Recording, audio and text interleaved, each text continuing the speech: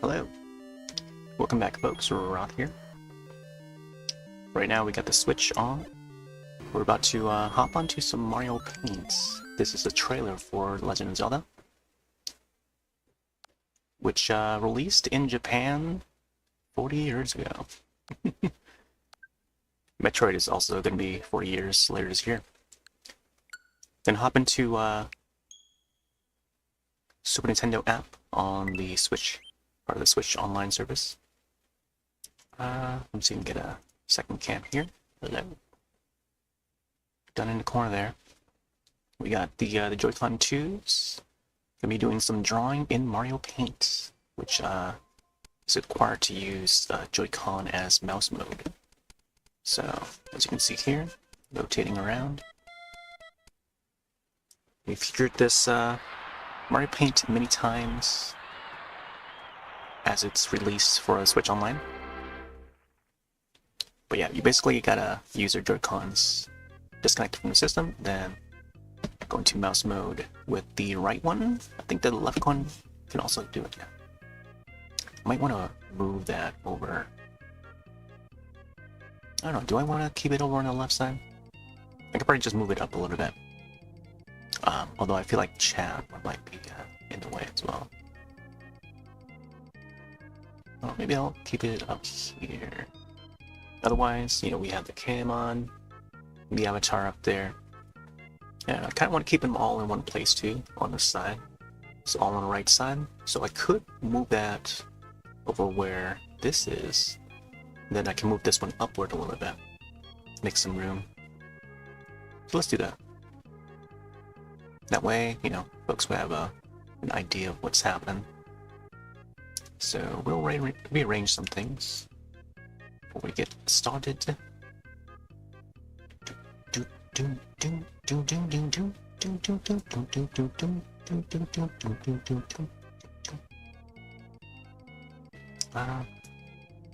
Each of these streams will be archived to both YouTube and also Rumble.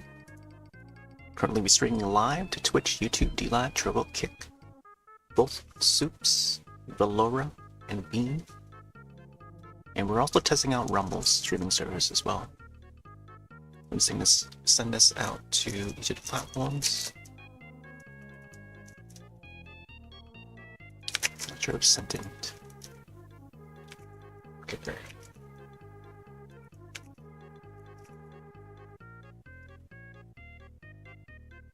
There we go on this side. Make sure this goes through. But yeah, we've broadcasted Mario Paints many times in the past. You find do a search or VOD search command. Mario Paints. We've done I think previously we did the Super Mario 40th anniversary. So I can probably show some past save points. There's the Mario one. There's an 8-bit bot, part of 8-bit Do mascot. There's Diddy Kong Racing. You can check that out in the past. I think there's not necessarily a time lapse, but I feel like I need to put up a time lapse version of it. There's Mina from a game that I've been enjoying called Deadlock, Valve's new MOBA shooter. But yeah, so similarly to the Mario anniversary one, we'll do a Zelda one as well. Then sometime in the future, maybe a Metroid one. Alright, so along with this, we gotta have the brackets, or how do they call these things? Joy-Con brackets. Okay, which way they go on. Top first, bottom? Or bottom first? I think it's bottom first. There we go. But removing it, I think it's top first and then bottom. Hopefully the whole camera is in view. Alright. Let's make sure we are currently live.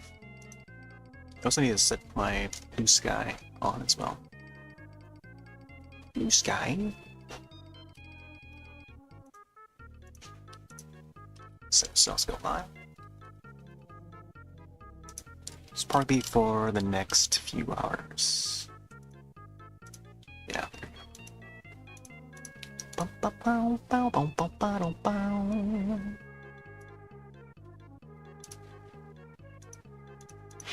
Alright, so I think what I'll do...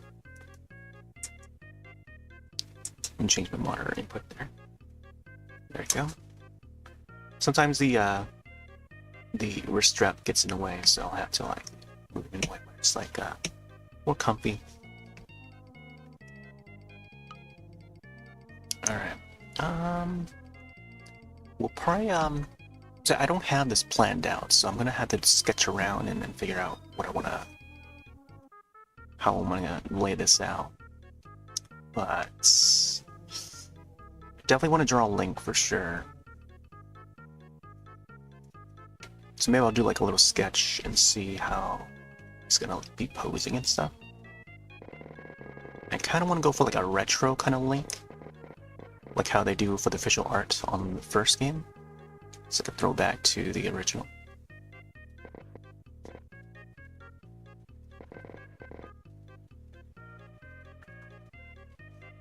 There's only one undo, which when you click on the dog, underdog, or that's how we called it.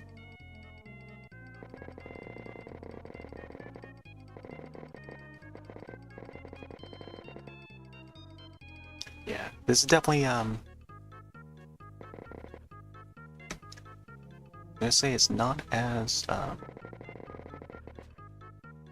it's very difficult to draw in. This Mario Paint was piece of software that came out in 1992 on Super Famicom and also Super Nintendo.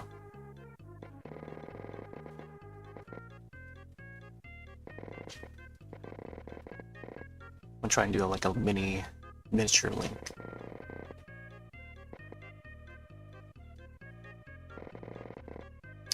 I'm trying to figure out how his ear is gonna be shaped here. I wanted to do like him holding up the Triforce. Like a Triforce shard, not necessarily like a full-on Triforce. But I feel like this might be a little too big. I don't know. Unless I can probably get the Triforce to fit somewhere here. Like a mini Triforce, you know? Like something like over here, whatever.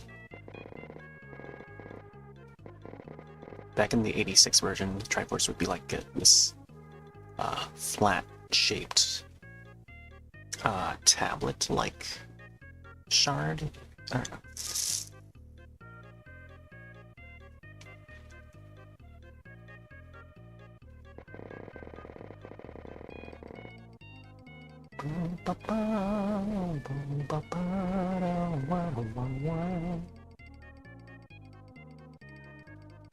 I want to get his hand to, or his arm to be like holding it and stuff. Da da da da.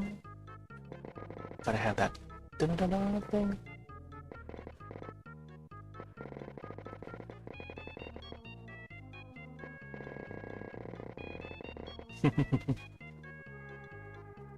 Yeah, I don't think we can fit his entire body.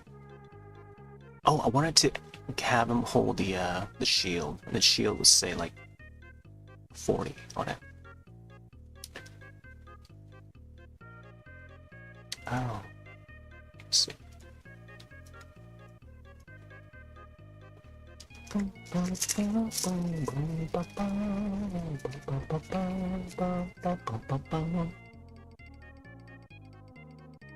can also clear it. See, look at all the space over here. There's a lot of space on there. At one point, there was an official art that was essentially a female Link. Pink-haired female Link. We don't know her actual name, but she was like the character itself was shown in like a Japanese magazine, Monthly Shonen Captain or something like that. One of the monthly shonen magazines. And this was back in '86. So shortly after the game had come out. and there's no indicator of who the artist was, but there's like some guesses at which who the artist was, which is still active today. They're still doing manga and stuff, but I'm not sure how I want to do the eyes for this link. I could probably do like I don't know, a classic manga style.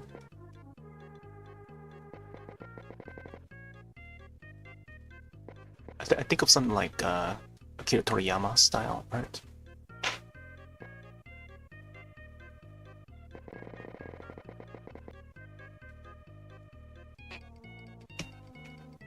Not sure how they want to do the nose. Normally, for this era of official art, the nose would be like a little more. How to describe it? This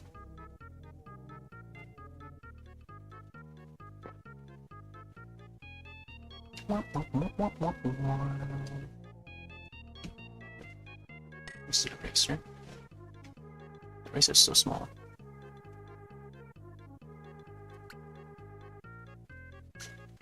Yeah, I gotta make use of the other thing, the stamps. We definitely have made use of the stamps for sure.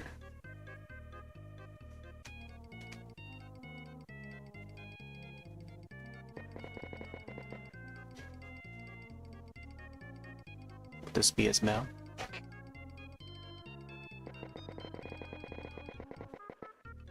Like that.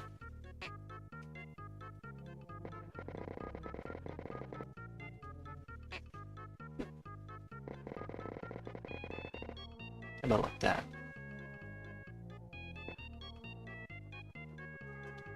Yeah, we sort of like freehand drawing right now. Or I get it so that the camera is like upward, you know? And then was just seeing down here.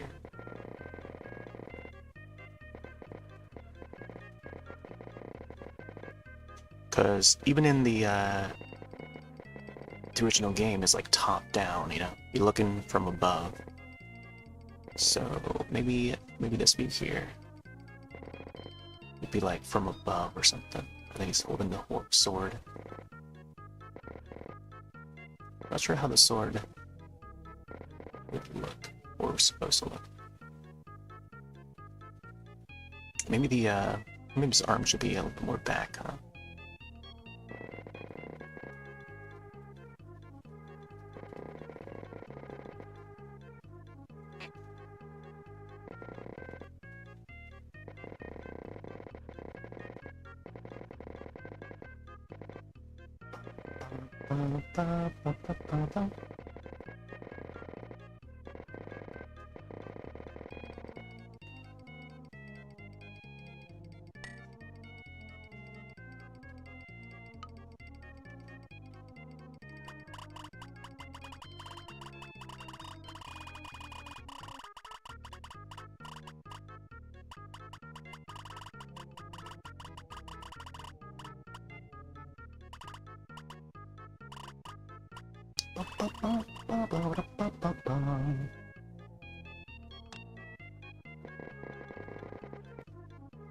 I don't know.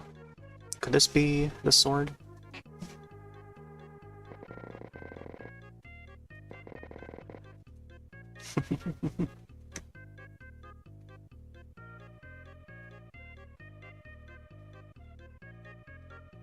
Like the arm should be a little more straight up, you know?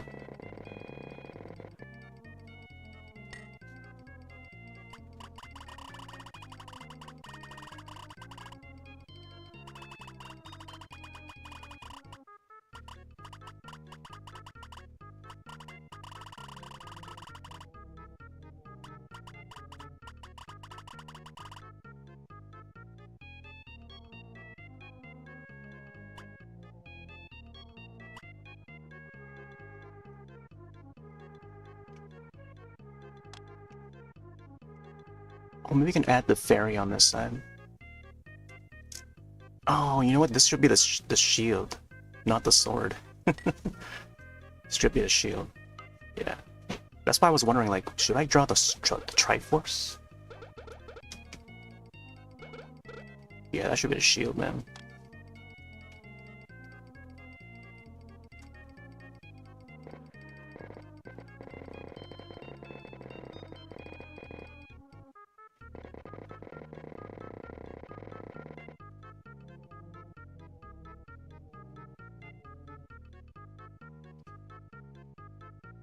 I think, you know, the shield should be like a lot closer too. Yeah, the shield should be a lot closer. But that means we won't see the arm as much.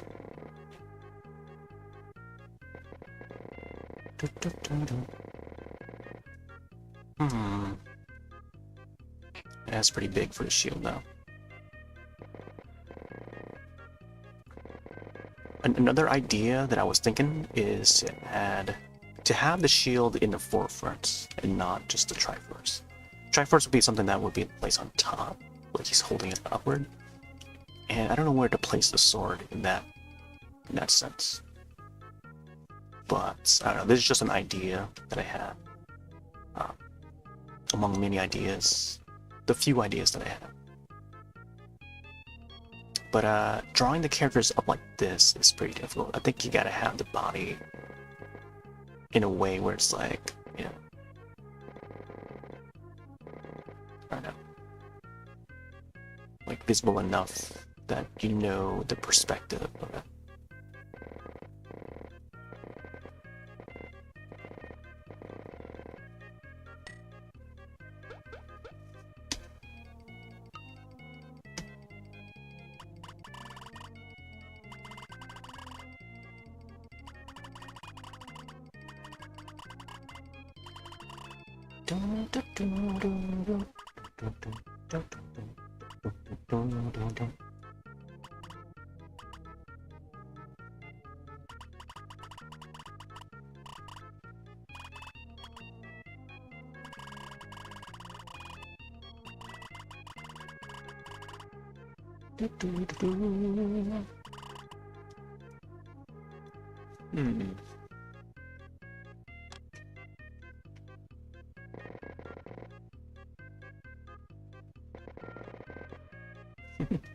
Triforce right above his head. So then I feel like the Triforce should be a little bit larger.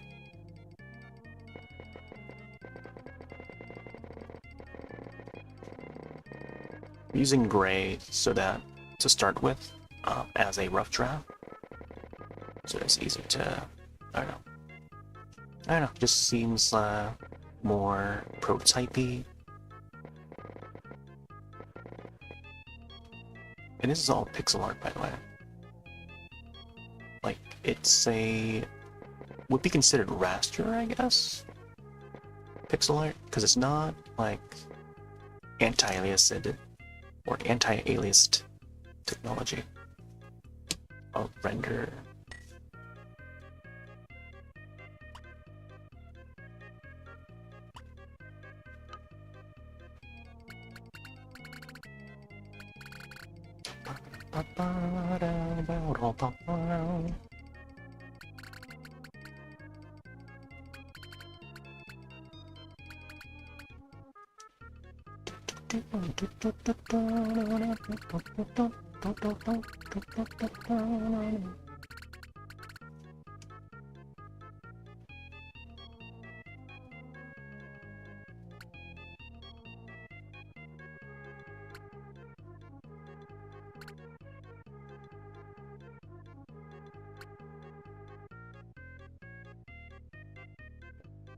Chip in the mouth, man.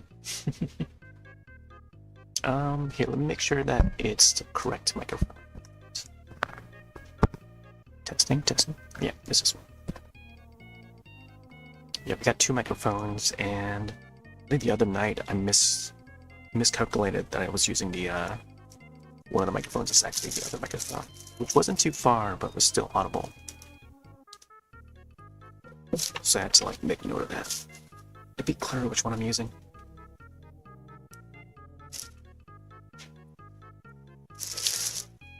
I'm also wearing the my old Zelda shirt. Gotta be careful not to drop my keyboard here.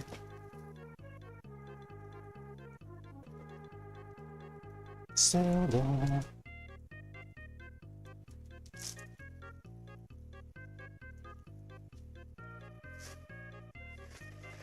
Yeah, it's my old Zelda shirt.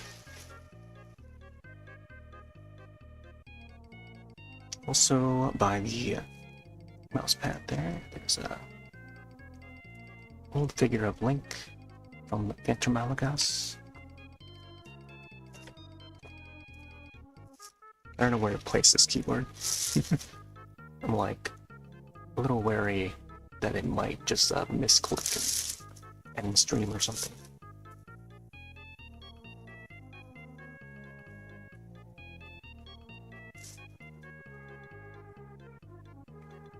I think I just accidentally opened up a tab in Windows.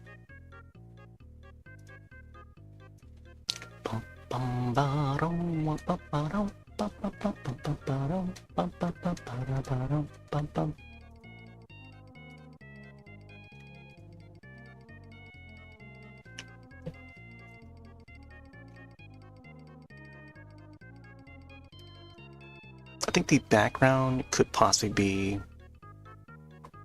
I don't know, maybe one like a green forest or something, or maybe inside a dungeon. As if he's just like found a Triforce. I do think it's like important though to get the background. Maybe it could be like a mountain or something. If not that, possibly a little grass. Maybe cobblestone.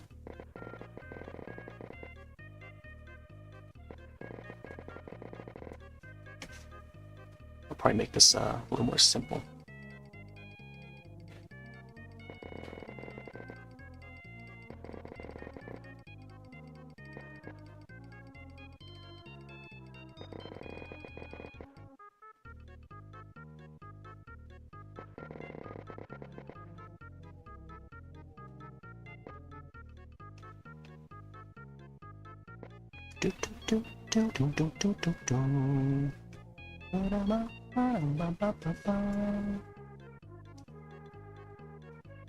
Yeah, I don't know what I want to add on the ground there.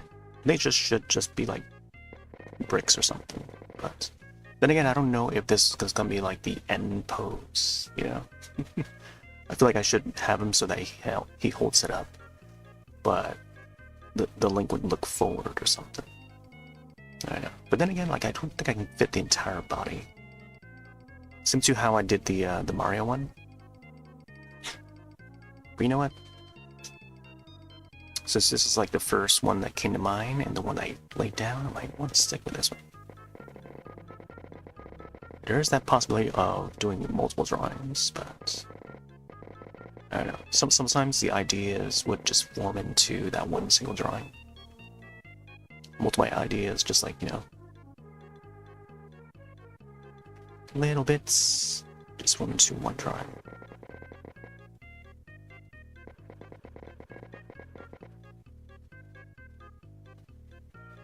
Yeah, I'm gonna start adding color to this suit. Once I feel like, you know, it's finalized with the outline and stuff. Or, I don't know, if I'm satisfied with the pose in the background, I'll likely start adding it.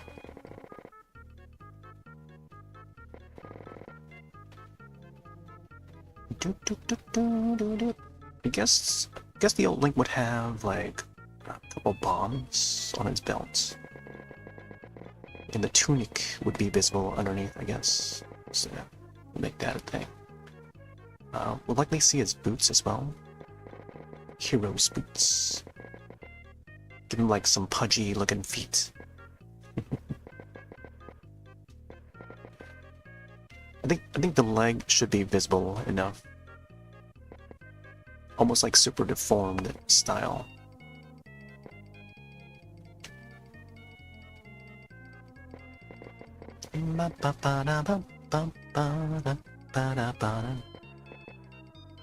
Then on this side, we'll get his foot to like jut out a little more.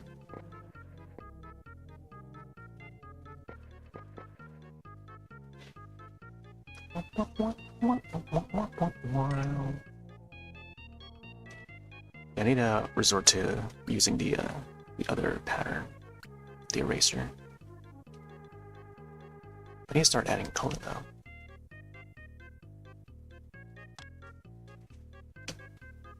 Alright, I think this peach one. So these are all like the basic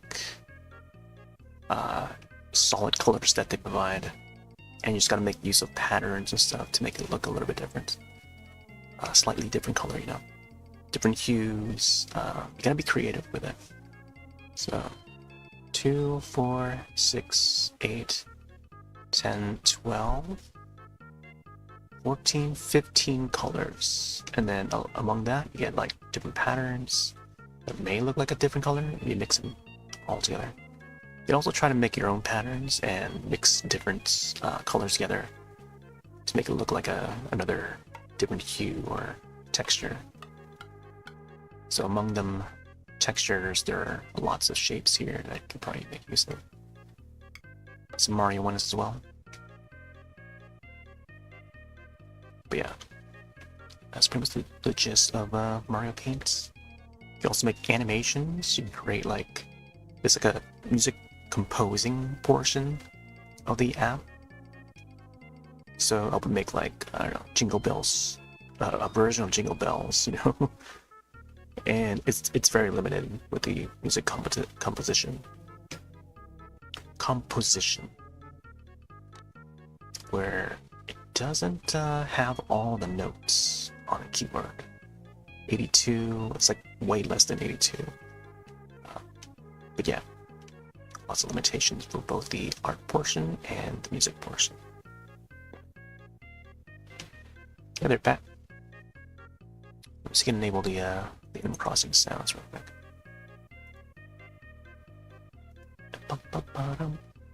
We're doing some Zelda art.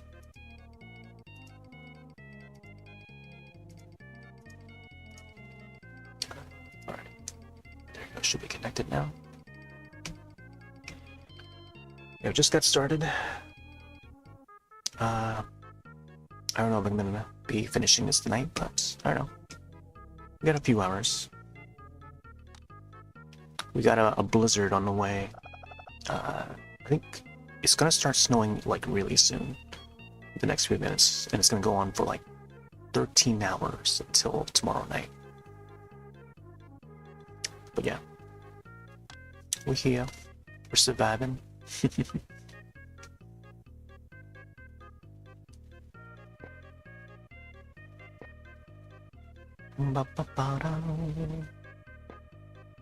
Could maybe shoveling some snow tomorrow. Gonna have what, like almost 2 feet of snow, I think. 2 feet of snow on the way.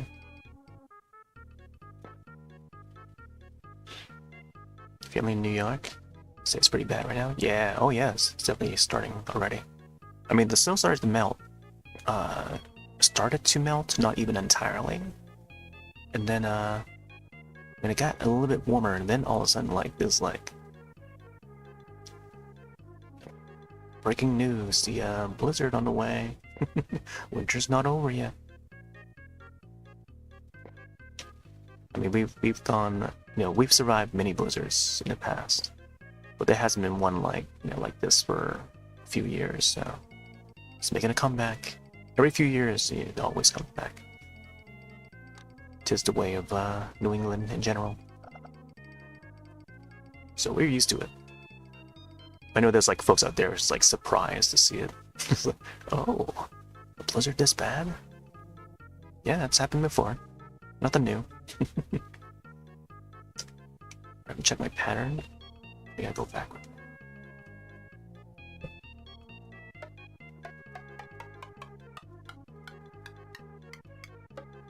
We can go backward, right? Oh, left. Not left click. It's the ZR to go back. black one. This one's the white one.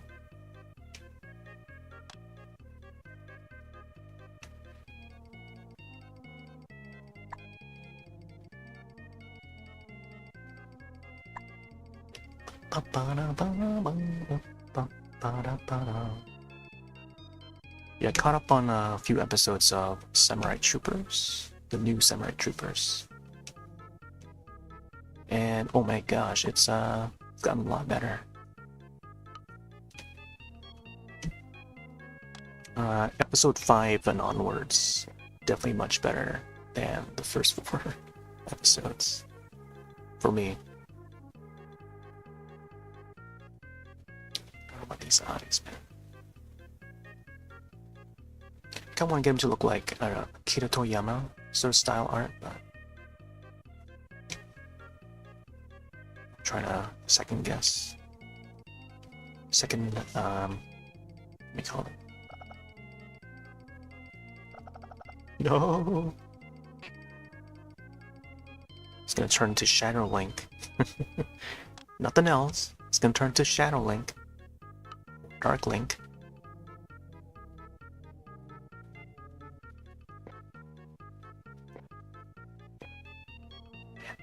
Start drawing these pixels, man. I think I might have to do... Where's that color? Oh yeah, there is this one.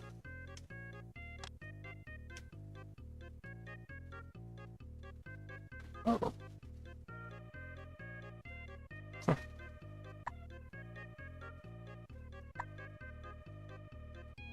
I don't want to... I don't know if I'd want to get his nose to jet out a little more. But I think I can probably make his nose a little higher. Like the nose bridge portion.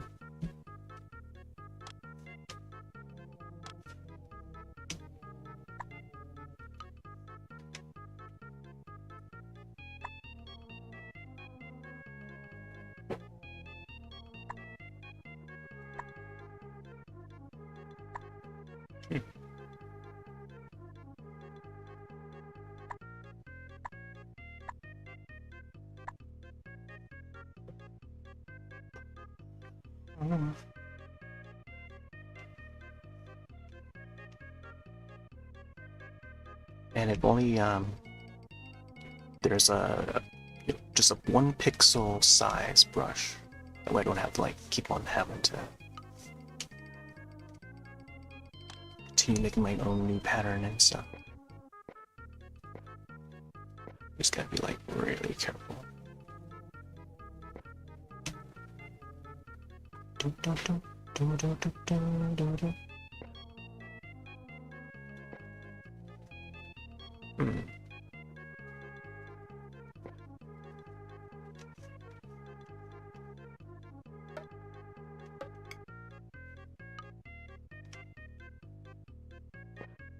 So you can actually fix the smell.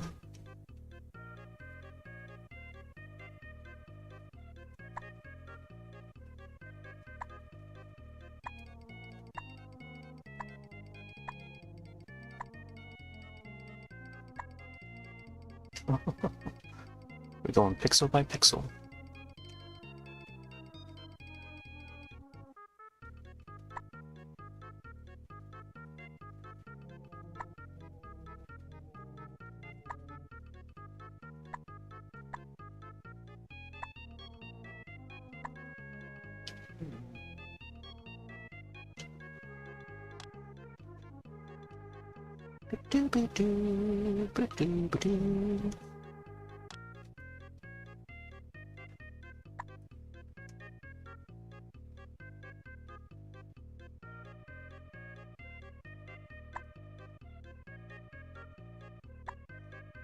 Gosh.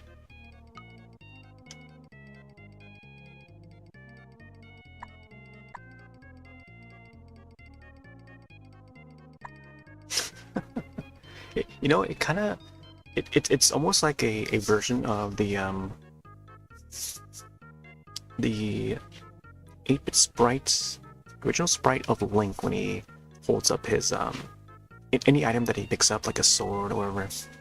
he has that weird looking face, like a sloppy looking face, which I also did like a paper cutout of back in like 2008, I think. I did like this sort of project for art appreciation class. So I call it the 8-bit box. Let me see if I can actually find it. I could probably show it and maybe put it to the side. I shared it in Discord recently. Typing on the wrong keyboard.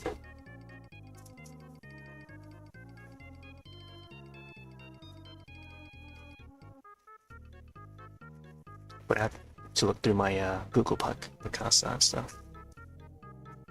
Actually, you know what? Let me search on my main computer and just share the link.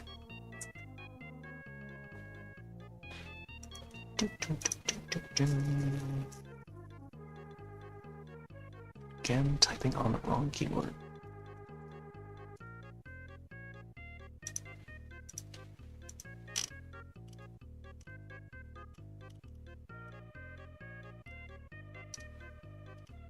I gotta figure out which album. Oh, there you go. 8-bit box.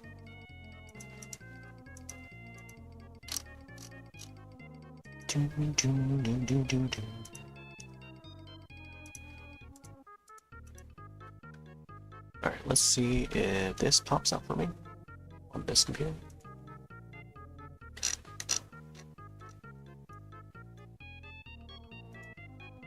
Oh no, don't tell me I gotta sign in. Ah, dang it. Let's see.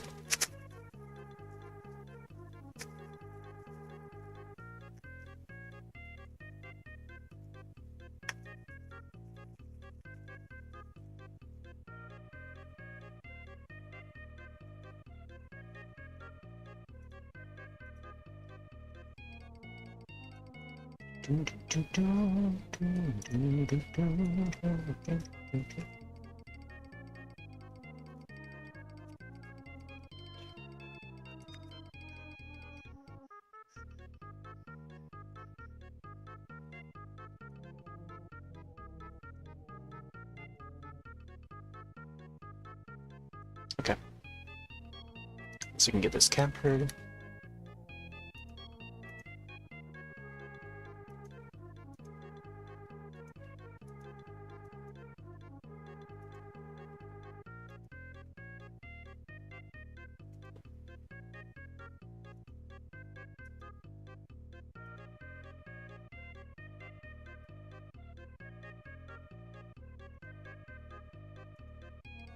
Okay, there it is. 8-bit box. Oh boy. So this is a project that I made back in 2008. Early April 2008. Something silly, something fun. So I made this little, almost like a diorama, but not really. And there's the link. The 8-bit link. 3 hearts. Pick up his sword. Just like a cutout of the sprite. A little bit of water. And I guess like, I don't know, a piece of bush or something. But the main thing was not even Samus or Link, but the Game Boy and the Mario one. Close-up detail of it. This was shot on a Canon camera, by the way, point-and-shoot camera. Notice how the cutout sort of pops out, give it like a 3D look to it. There's Link. But yeah, it was pretty difficult to try to cut close and clean with the you know, going pixel art style cutout. But let's see, where's the zoom out image of it? Oh, there you go. So this like this is how it looks like. I just cut up the box and yeah, and then start putting like construction paper in it. So we got Samus here, we got Link, and then the Mario and the Game Boy. Game Boy there is based on the Super Mario Super Show. This was done, yeah, it was back in April 2008. But yeah, I'll probably keep that to the side, but yeah, just want to show that Link one.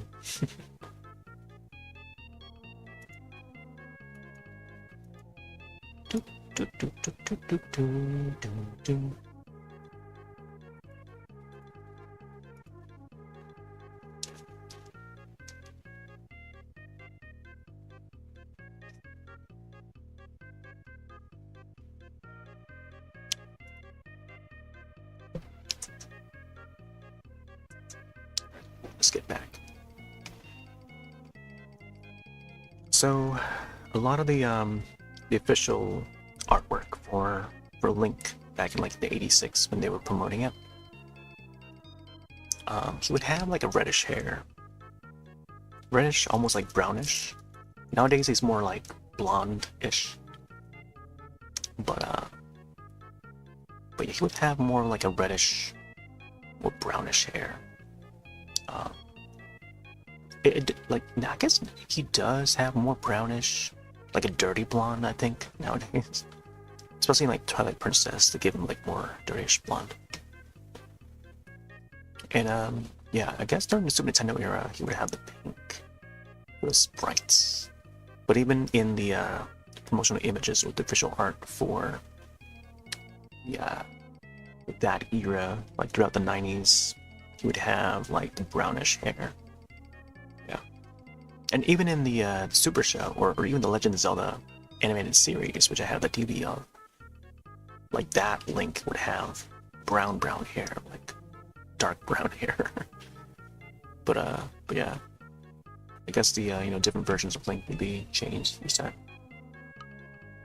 There, just your boy,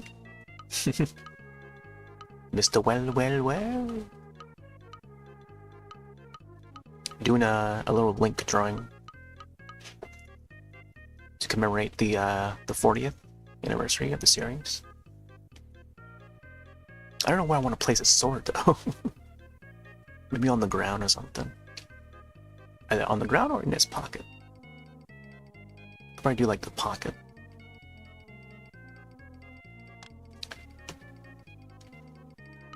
Let's grab this one.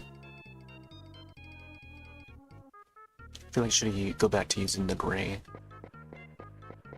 Oh, what? Am I not using the right one? Oh, there you go.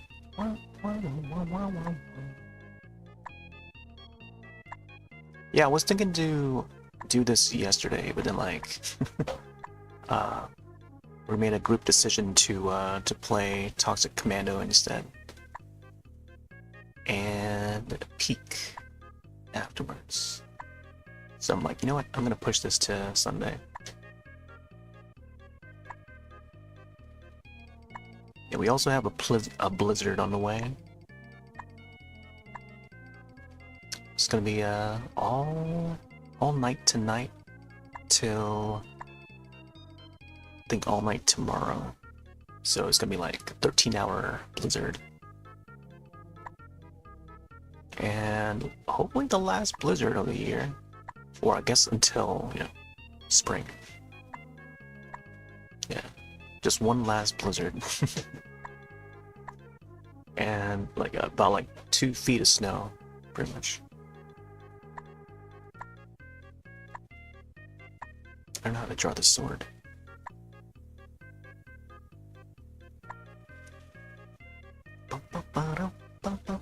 No, it almost looks like a bottle. Or a top of a bomb or something. Let's see. I'm gonna draw the sword.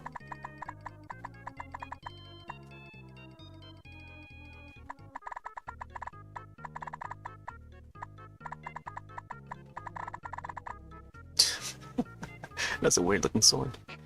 Looks more like a bottle though.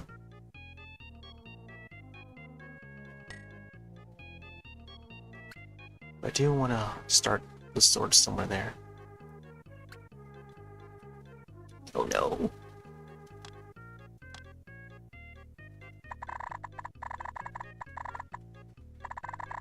wondering why the sword is shaped like that.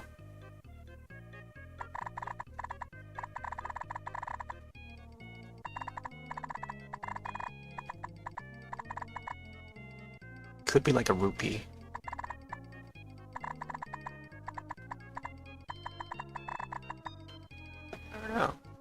I don't know if I want to make the sword look like that. So you put the sword down that way. I would think like the sheath would be down that way, or I don't know. Whatever the holder part the sword would be.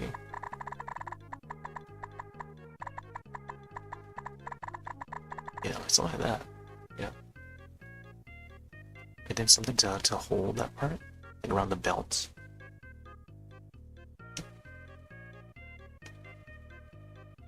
And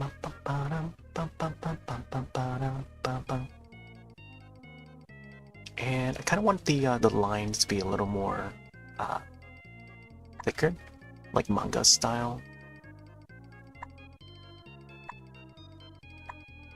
So like, you know, thin.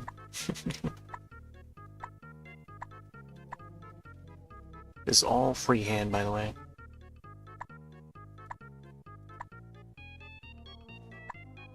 But I kind of want to make it look like how they did the official art for the 86 original.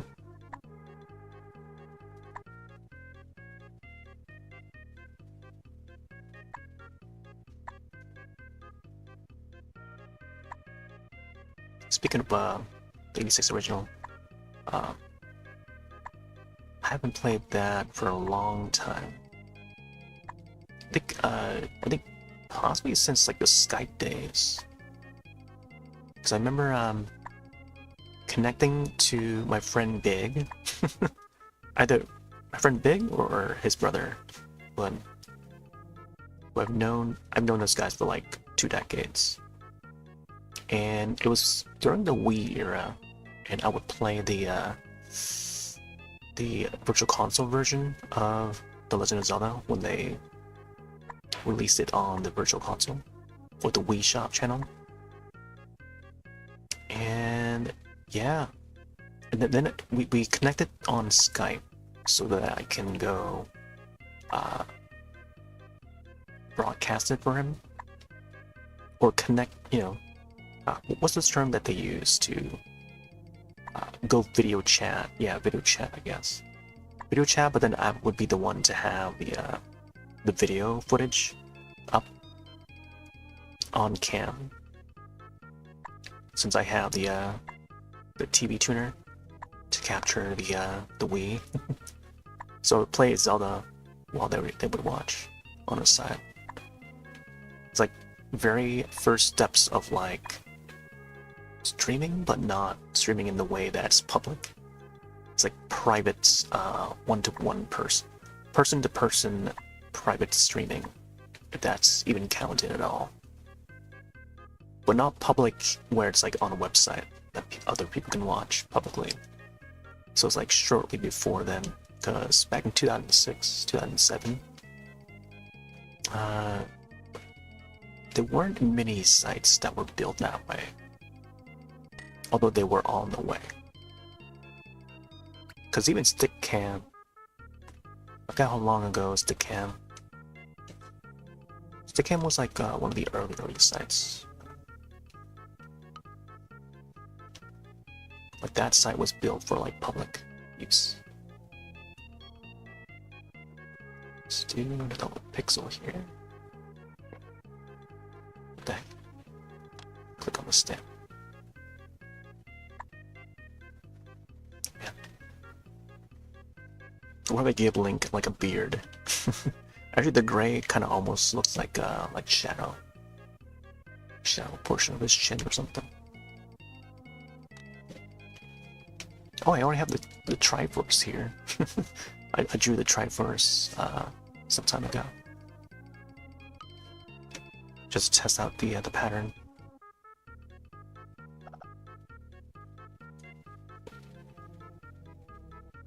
Should I go like thin outline? Do, do, do, do, do, do, do, do.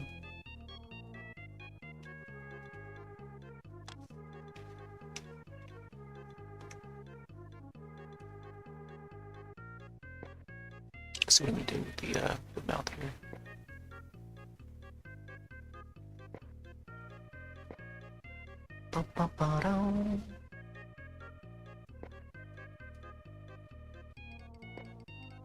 Hmm.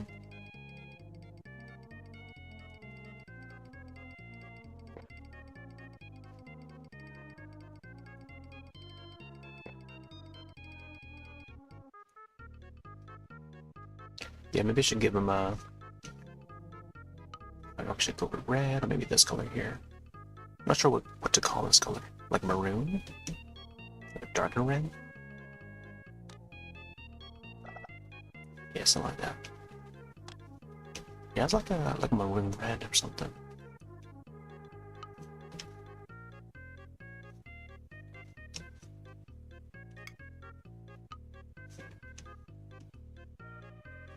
It's hard to tell, but there's like a one white dot up there with this pattern. Let's get his teeth in there.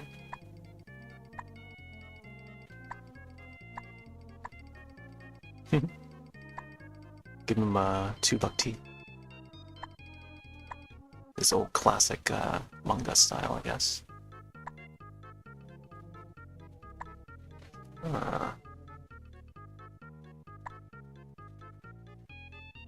All across the wave. All across the wave. All along the way. Oh, today's also supposed to be California Day, by the way. Did I use the right tool here? What the heck? Let's swap to this color. Yeah, today's National California Day. Apparently there's like a state, there's a day for almost each state of the United States. Like Nebraska Day, Idaho Day, you know? Today just happens to be California Day. California.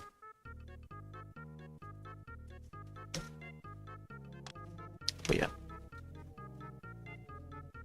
I just never really knew how to celebrate like each state or anything. I don't know. Maybe look up like the history of the states or something. Idaho Day? Yeah, I don't know. Oh yeah, that's right. Josh. Oh boy, Josh. I hope you're not thinking about Idaho. Maybe you are, maybe you aren't. I don't know. Them Idahos. I just thought of a syllable in that state name.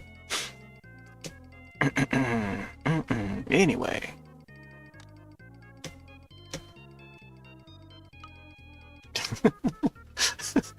I always? Oh, man. For me, I don't know. I always think of,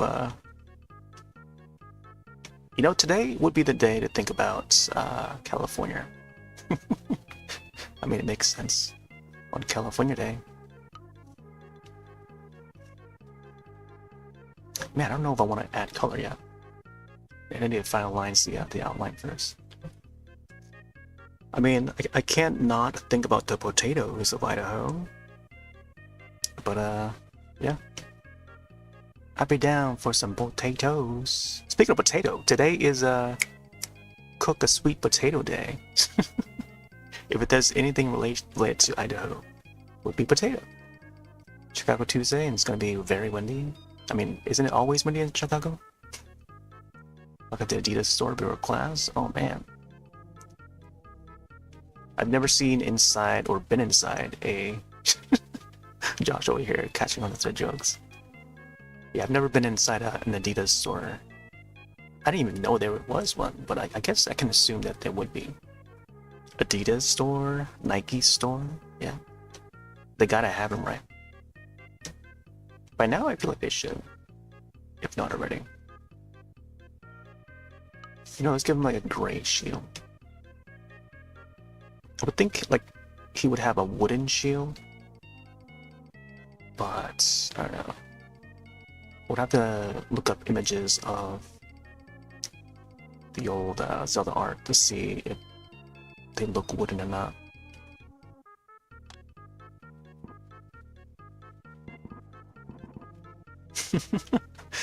Josh.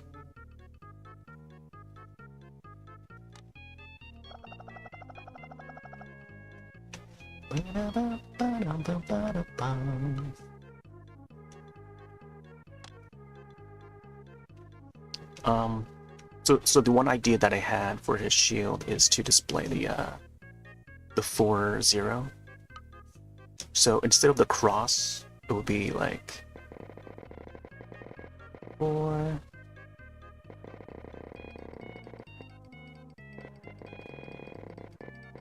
I don't know if I want to stylize the 4-0 though.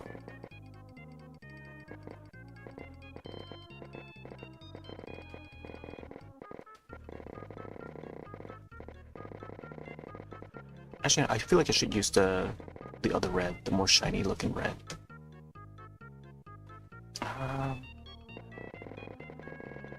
Probably do 0 here. You know, what if I go like 8-bit style looking fonts for the number? Like at a very slanted look. So think of like the 0 in like Super Mario Brothers fonts, or even the O in Mario, like the Super Mario Brothers title screen. Think of that O. So maybe I have it look similar to that or something.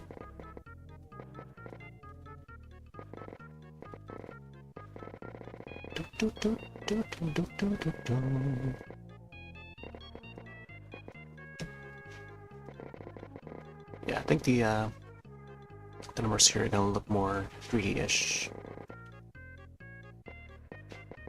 Because it's supposed to like pop out. 40, and then I'll do like a TH at the bottom. It would almost look like it's spelling my name.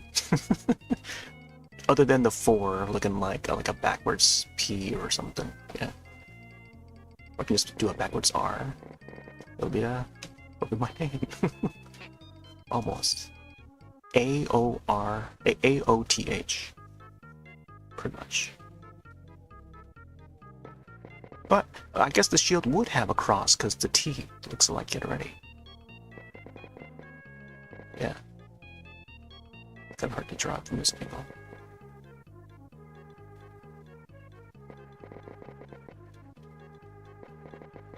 Now it just looks like some sort of kanji characters. With this slant like this.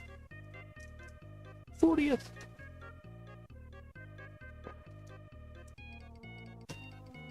Dun, dun, dun. All right. I feel like I need to get more outlines in.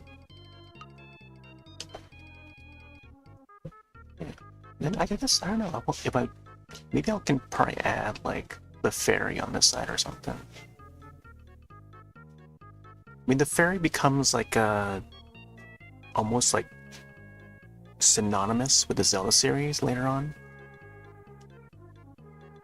But then, like, the fairies would pop out a lot in, you know, the 86, you know, the video game.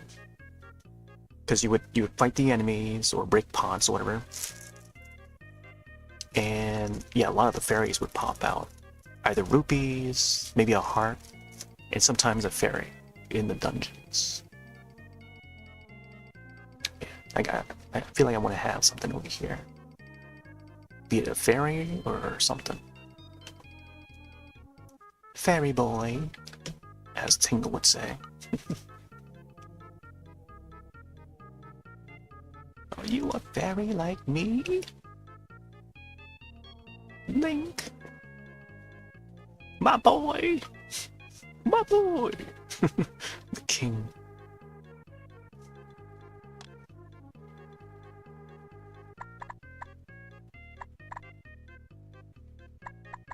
This bird should be his shoulder, I think. Oh, we gotta get his sideburns out too.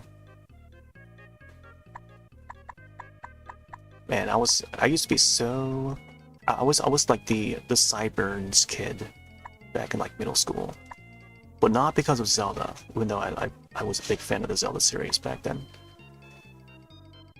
I mean, still am, but my friend Vanna would know me for having the sideburns. I was the only kid in class with like the long sideburns. Um, but mainly because I loved the Guyver, and I was a big fan of the Guyver back then, and not MacGyver, but the Guyver, which is another manga slash anime, Japanese animation. Big inspiration. An 85 IP. But the animated series came out, I guess we didn't start watching it until like 93. Yeah. 93, along with the movie, the live action movie. Or movies. And it was namely the second movie that came out. It was a Blockbuster exclusive. That's how we found out about it. So we watched like both the, we rented all the tapes that Blockbuster had at the time. So it's back in like 93, 94. I even brought my own copy. I made a copy of it on tape, and I brought it to class, school, to watch at school, even though it's like a violent animation.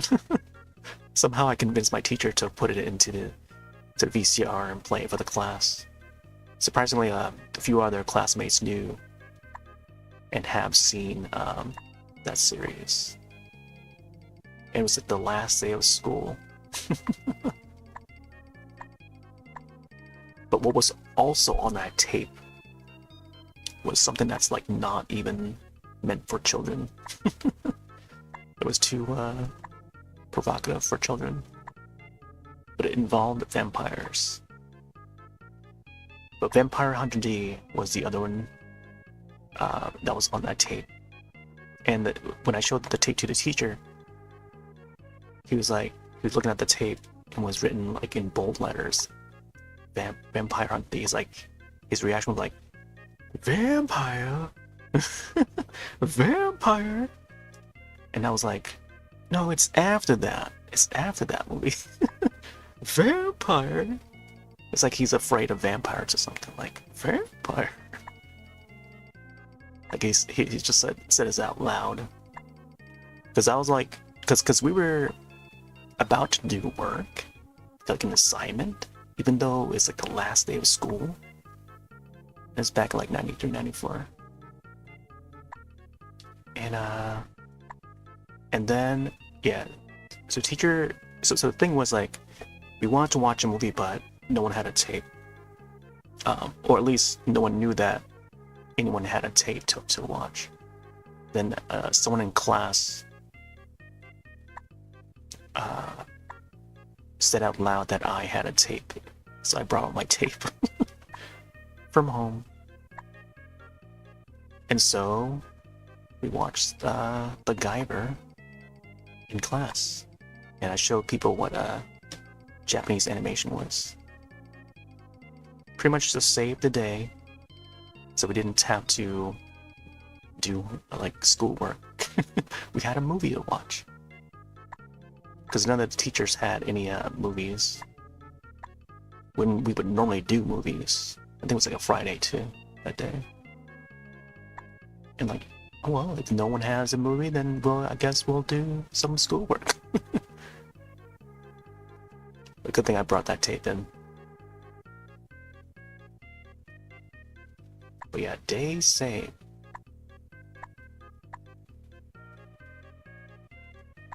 And then funny thing is, like, I remember the teacher trying to fast forward tape, even though I already rewound the tape to the show that we were supposed to watch, but somehow he was still afraid of those vampires. It was Vampire Hunter D, which is an R-rated film.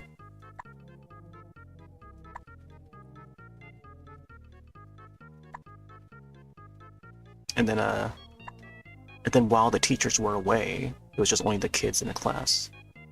And the room was still dim, you know, like movie mode, you know. They would turn off the lights. But it was still daylight out, you know. And then I guess at that by an hour in or so, no teachers there, it's just the students in the class just like hanging about. And it was just only like the guys just like hovering around the TV. No one else was really watching. But then like one of the kids just like rewound the tape to go back to Vampire Hunter D. I'm like, oh, I watched this. The kid was like, I watched this. It's like, wow, I was surprised that, you know, they've seen that. But apparently, like around that time, the Vampire Hunter D would also air on USA Network on the weekends, late at night. But we got it through rental, like a Blockbuster rental, because our Blockbuster's like just down the street from us.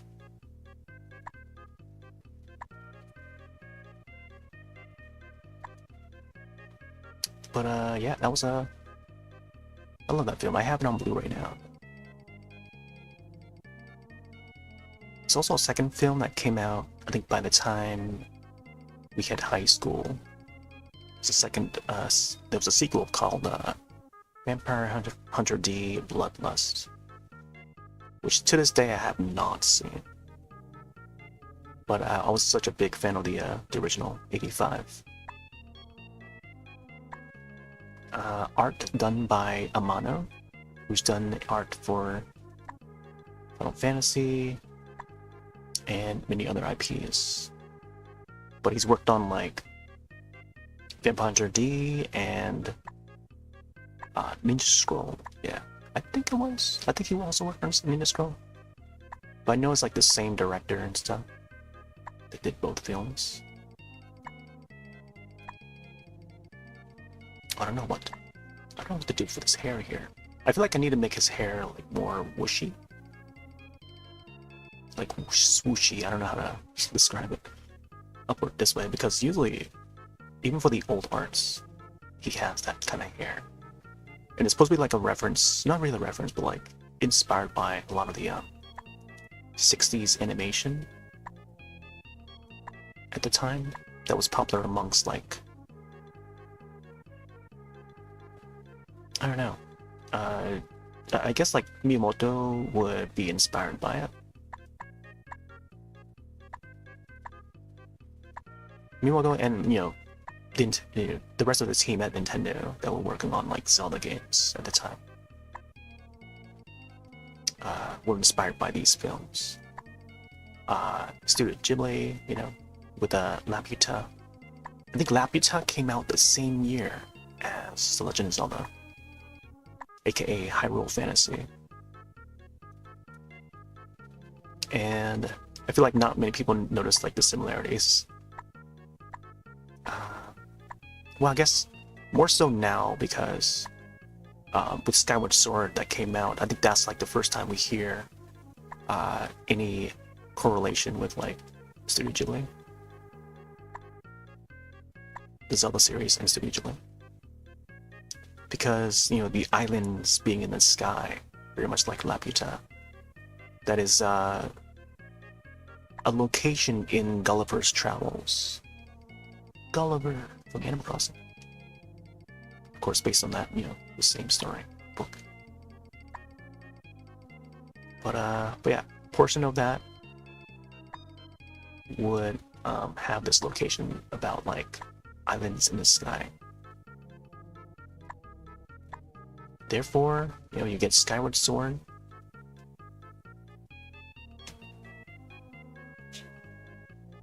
Oh, I gotta get the sideburns here.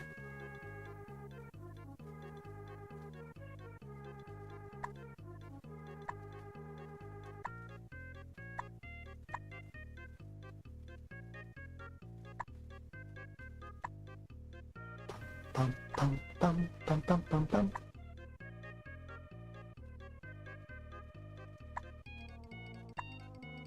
Gosh.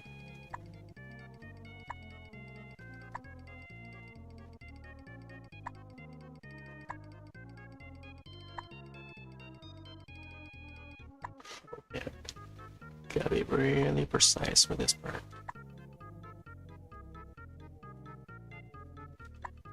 I'll keep it like about this long.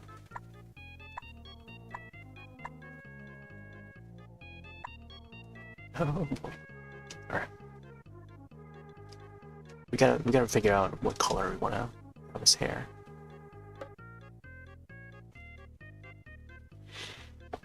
Should we try orange?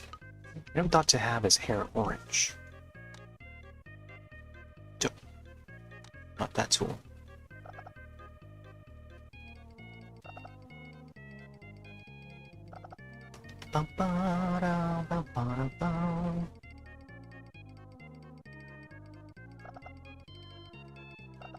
Got to be careful here. Would it make sense to make his hair orange? Maybe brown?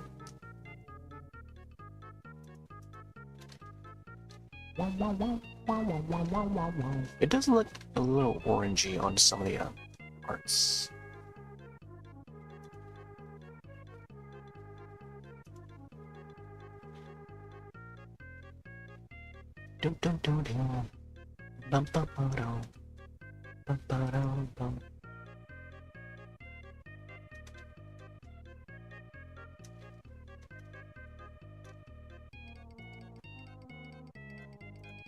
Back to clipboard.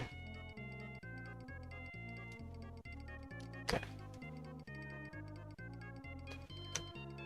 Yeah, I think this portion of the hair should go up a little more.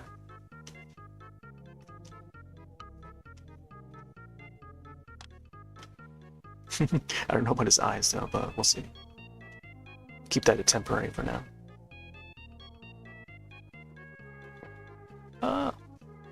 Wrong brush. Gotta use the stamp.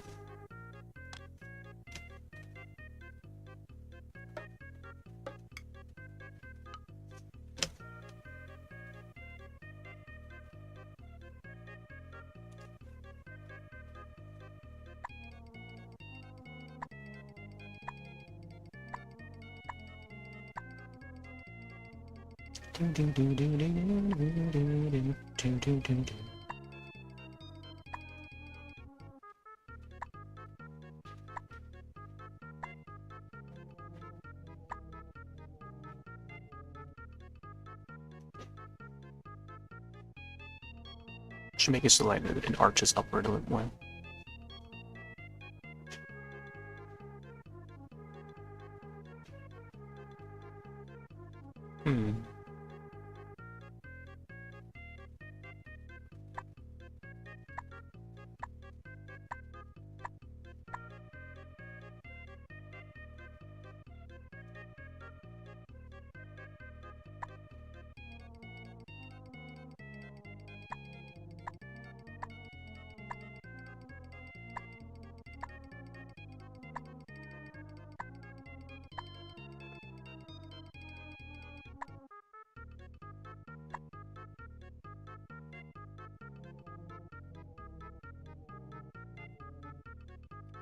I'll get another.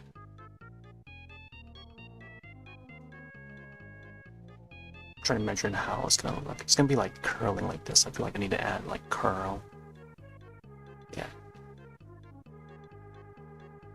And then gradually coming downward.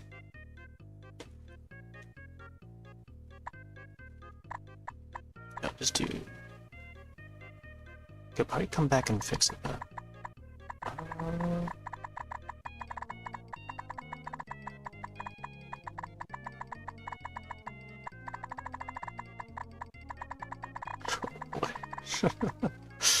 Something like that.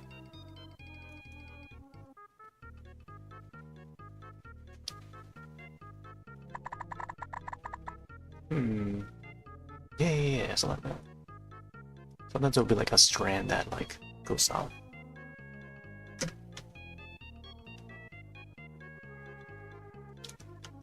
Let's drop this top part here. I think the hat would come around to cover the rest of the head. Okay.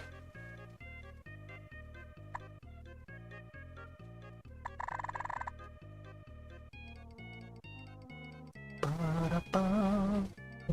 Crazy monkey. Am I reading a chat? Nope.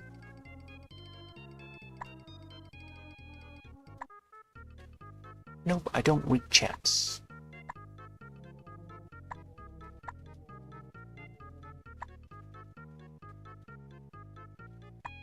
I only have 2 eyes.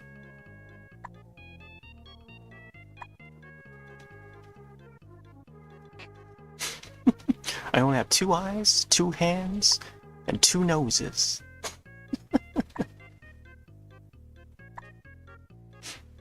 Rod, this game is too scary. Rod, this game is too scary. It's always supposed to be scary, Josh.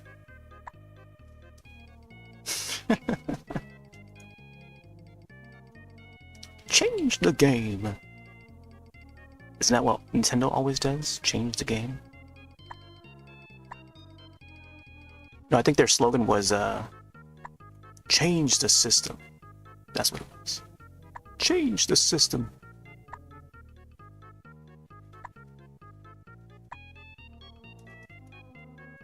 Oh, apparently he has, like, hair coming out this way, too.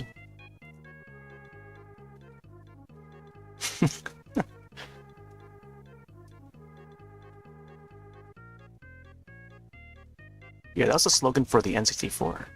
Change the system.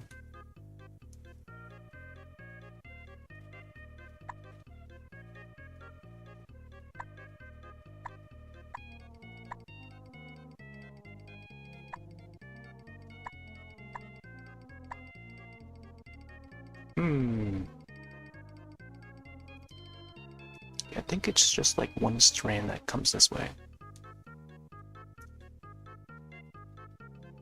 You actually see like a little crease of it, I think.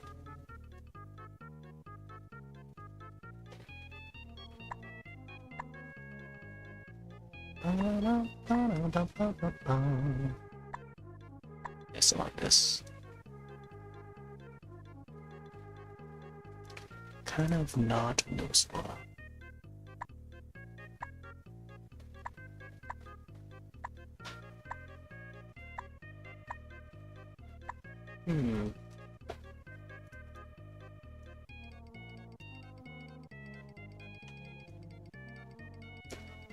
Then I guess the arm would be coming up.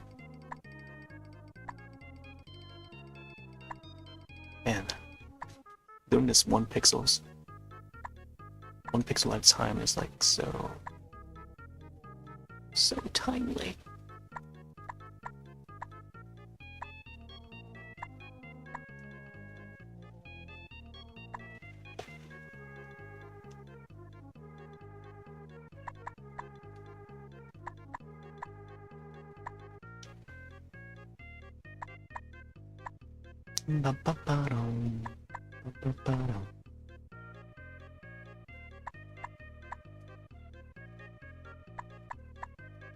Oh yeah, I've been thinking to maybe bring back 4 Swords.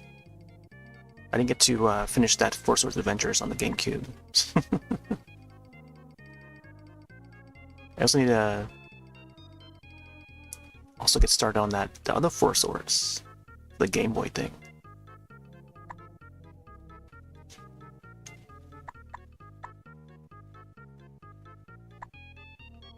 But I think I might just do it solo though.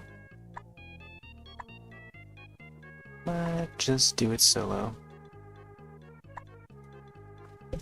Did I sell my soul to Nintendo to play this game? No, you! No, Wii U!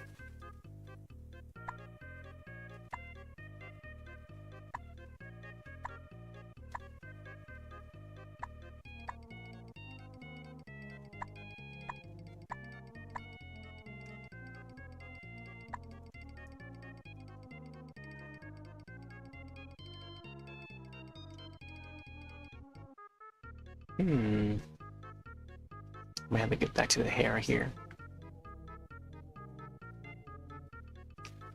Yeah, I feel like the eyes need to be finalized. Finalized.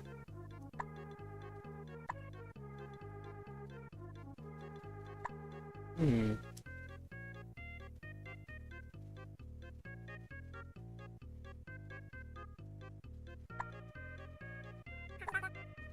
It's weird that Nintendo hasn't announced their plans for Zelda stuff. Hey, the Trowns. Snacking on some cookies. I got some chewies. And some chocolate milk. Now you're playing with power. Nintendo power.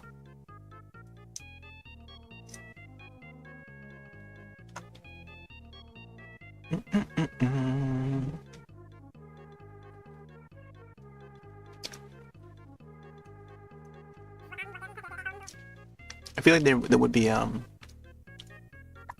Nintendo Direct on the way. Saw a new Donkey Kong game on Lunchables. Oh, you mean what's it call it? Bonanza? Did they do like a little promo with Lunchables?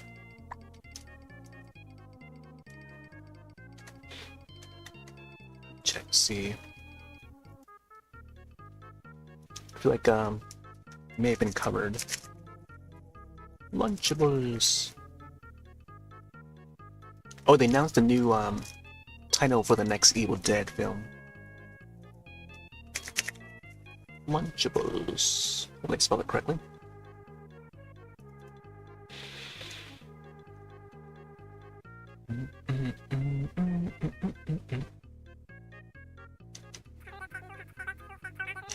Yeah, I haven't seen. I know they teamed up with Lunchables. Nintendo had teamed up with Lunchables to do like Mario stuff. Yeah, it was like Mario Kart 8 Deluxe, and this is back in like 2021. And there's like a chance to win like one out of 750 Nintendo Switch prize packs. I guess it would include the system itself too. But yeah.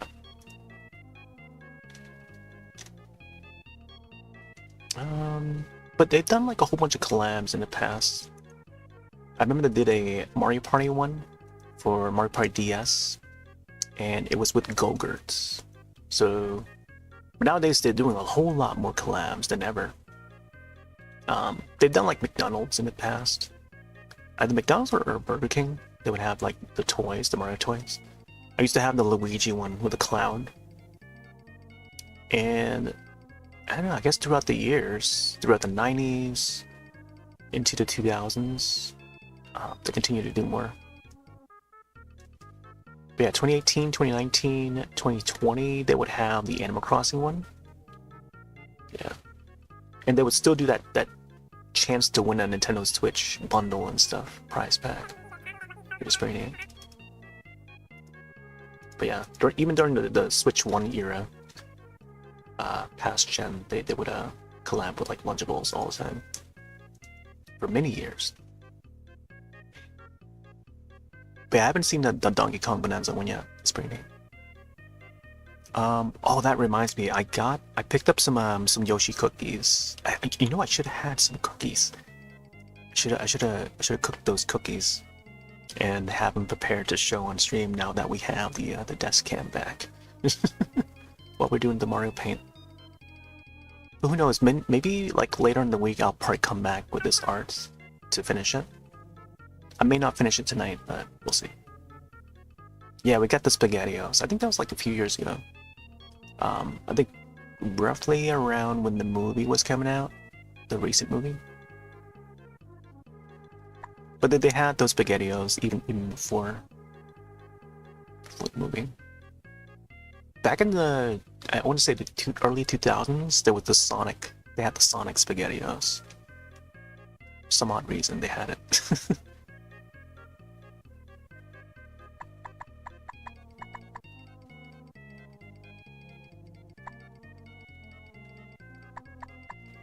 I guess nowadays that they're more willing to collab with like a lot of brands.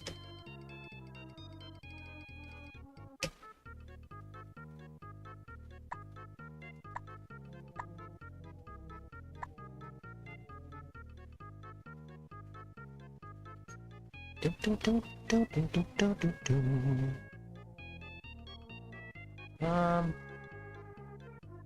sure how I want to do this part of the hair here.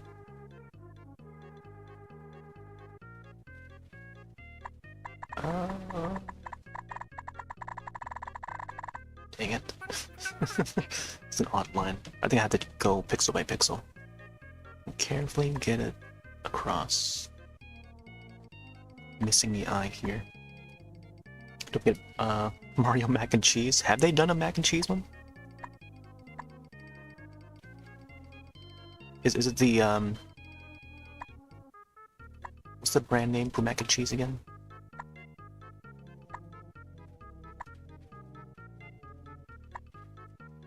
I haven't seen the mac and cheese one though.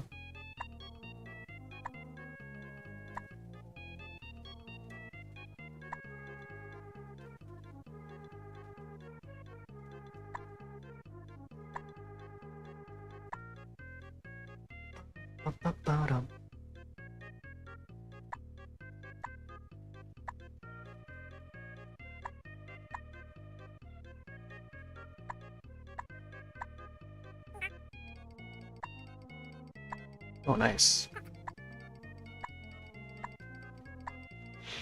Yeah, Kraft. I was thinking of that. Kraft's mac and cheese.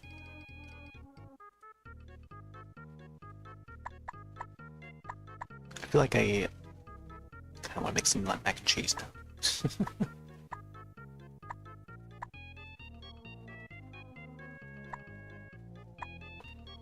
That wouldn't be a bad idea.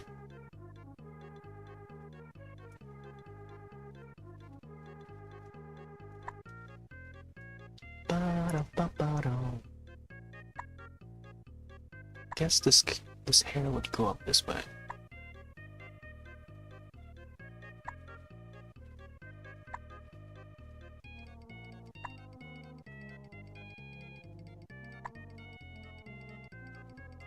Uh-oh. Let me see.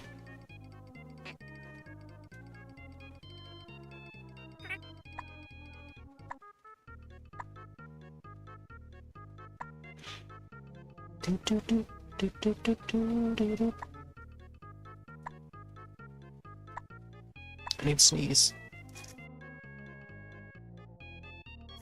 Ooh. Excuse-moi.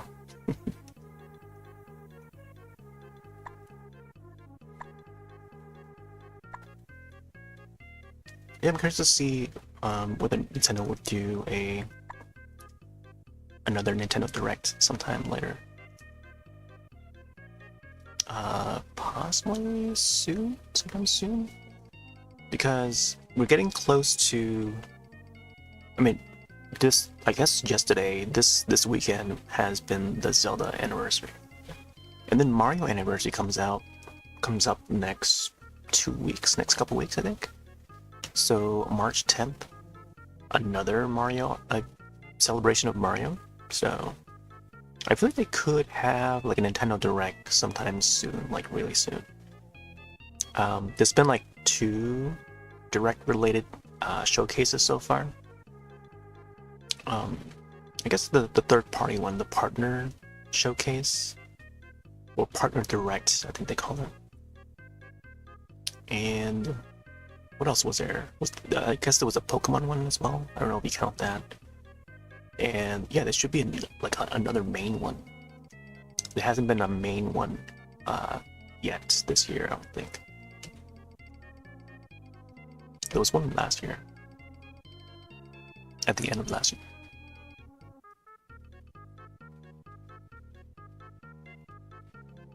But I feel like they're saving some big announcements for that next Direct.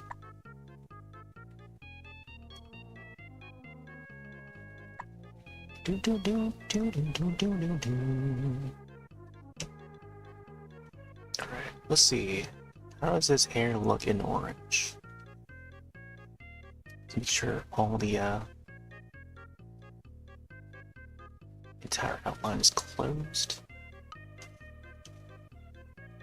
Before we fill it in. Oh snap. Imagine a red-haired Link. mean, this is as close as you can get to it. Probably do like some highlights and stuff. I don't know. Maybe I could probably make it like look like it has like blonde highlights, and then the shadow is maybe more brownish. So I don't know. We'll see. Or I can do like the cross hash sort of look to give it like that shade, you know? Brown hair. Oh dang. See, now this looks a little more proper. I don't know. Here, let me try something. What if I can find a pattern where it's like orange and brown? Maybe not this one. Although this one looks like it might fit well. This is like red and brown. Interesting color. Yeah, I feel like this should be the color. Whereas the orange reminds me of the other game that's on the NES. I'm forgetting the name of. It was not Mike Jones, was it? Was it Mike Jones? I think Mike Jones had black hair, right? I'm thinking of Star Tropics, which is another IP that Nintendo has yet to bring back. But it only had it had 2 entries: Star Tropics on the NES, and I think there was a Game Boy one, Star Tropics 2. I forget which system it was on. I hadn't played part 2, but yeah, similar to like Kid Icarus, there's only been like 2 entries for Star Tropics. And I feel like Star Tropics has got like a very Zelda-like gameplay. Like if you like Zelda, Star Tropics is definitely one to check out. And it was on the NES, and it was pretty hard. Like, fairly pretty hard. Bazooka Joe, Archie. Yeah, I can definitely see that. I do like the art style for like the Archie comics.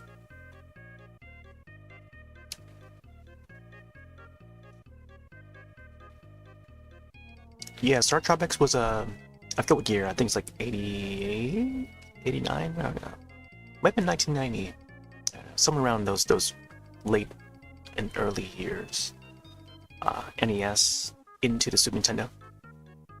But it was like shortly before Super Nintendo. And the music was awesome in that. But I feel like if there was not a popular series, imagine in an alternate universe where Star Tropics was like way more popular than Zelda, you know? Imagine in a world, in another dimension where there's only been 2 Zelda games, you know? Imagine that. Okay, and then like in replacement, Star Tropics would be the one that they would focus most on. For some odd reason, you know? It became like a popular franchise, like how Zelda is now in the real world. And then in that alternate timeline, I would probably want Zelda to be like the IP for them to focus on. So I guess, I don't know. Star Tropics did not. I guess now running back to the real world, we have Zelda as the more popular one, whereas Star Tropics is not as popular. So it's more obscure nowadays. And there's less people talking about Star Tropics, unless you meet up with the right people. But Star Tropics is it's another action game. You go off island to island, and you have an uncle. It involves like space and UFOs as well.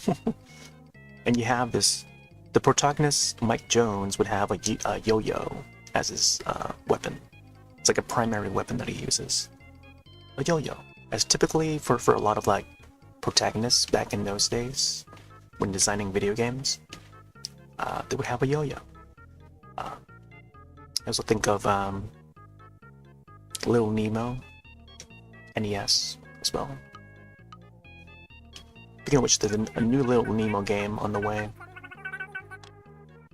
where he also would have the yo-yo. But yeah, sadly, Star Tropics has not been revived yet in any way. And having me talk about it, still to this day, yeah, like, and then what if that next Direct, Nintendo were to announce the new Star Tropics? Oh man, that'll be, I don't know, quite the coincidence, because even then I haven't talked about or mentioned Star Tropics for a long while. But yeah, like back during the Wii era, like I've been hoping there would be some sort of revival of Star Tropics in some way. Seeing that like a lot of like 8-bit era of games were making a sort of a comeback, or even 2D style platformers were coming back, which is why they did New Super Mario Brothers for the Wii. It was just called New Super Mario Brothers Wii. And then they brought back like Wario Land for the Wii. It was called Wario Land Shake It. And I think the in the Europe region they call it the Shake Dimension or something like that. And what else? There was a brand new Mega Man 9 in 2D 8-bit style. They went far back as far back as to make it 8-bit, you know, NES style. As I said, it was like a brand new NES game for Mega Man, and that was such a success. It was exclusive on the Wii Shop channel, so I bought that day one. I think I recorded some footage of it for YouTube as well. Mega Man 9 and then Mega Man 10 again. I even bought the soundtrack for that, imported from Japan.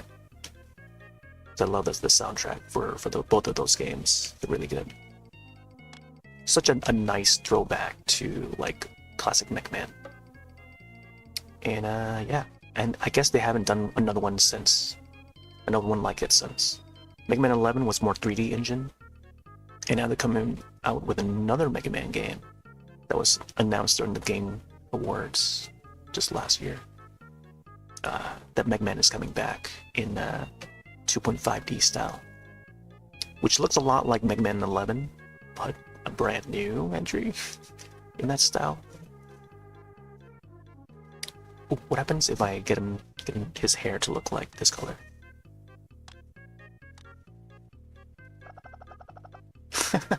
Purple haired Link. Oh, the pink haired one.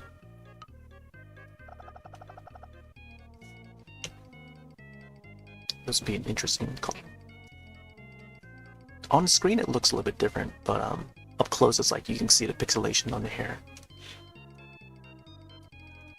Yeah, the gold cartridge, yeah. Yeah, my friend had the gold cartridge. I would go over his house to play both Zelda 1 and Zelda 2. I was a big fan of the third game though on the Super Nintendo.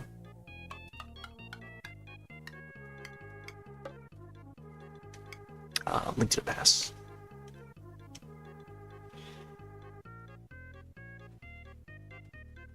I don't know. I feel like I should have like another strand over here. We're bringing back the pixel. I already have my signature ready at the end, but I gotta edit it so that it says 2026 and not 25. But yeah, I would love to see a new Star Tropics in the way that like open air Zeldas would be like. But I think I feel like they should experiment with it, you know? Experiment with like the current Zelda team, you know? However they're training the Zelda team currently, use that team to make a new Star Tropics. Wouldn't that be awesome? I feel like it would answer a lot for the folks that have been wanting a new Star Tropics for a long while. You know. But then again, like it would also garner I don't know, it will tackle a whole lot of things. The old fans, albeit a very niche group of people, including myself. But then also, you know, brand new people, newer generation that has not heard of Star Tropics before. You know, across many generations of people. Yeah, I don't know. I would love to see a new Star Tropics, just reviving old IPs. And whenever they mention that in like interviews and stuff, like the time that when Reggie's like, yeah, we'll be reviving old using our, reviving old IPs and stuff. They will mention that like from time to time, back when Reggie was still CEO of Nintendo of America. And then like even at that, upon hearing that, I was already thinking like, oh yeah, what if they revive Star Tropics? And then so to this day they haven't done it yet, So I'm still waiting for that day, for that Star Tropics. That's such a cool game, man. I wish more people would have played that so they can understand. So they can understand that we could sure use a new Star Tropics. But instead, they continue to focus on the same IPs over and over. Yeah, the same Mario, the same Zelda. How about that Star Tropics? It's just laying on the shelf there. Bring out that old IP that hasn't seen a new entry for so many decades.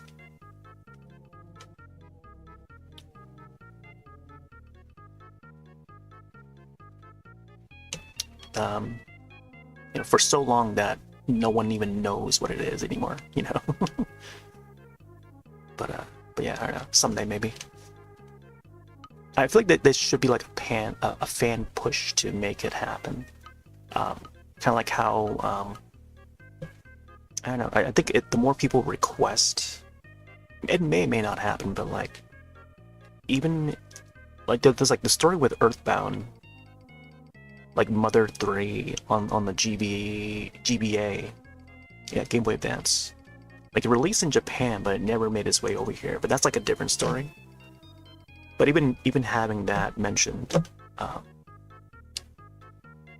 there's like fan push to ask Reggie each time someone were to come across Reggie. They would ask Reggie, "Oh yeah, would Earthbound make a return someday?" Mother 3 or Earthbound 2, how it's going to be called, stateside. And then, Zelda's Revenge is the sequel.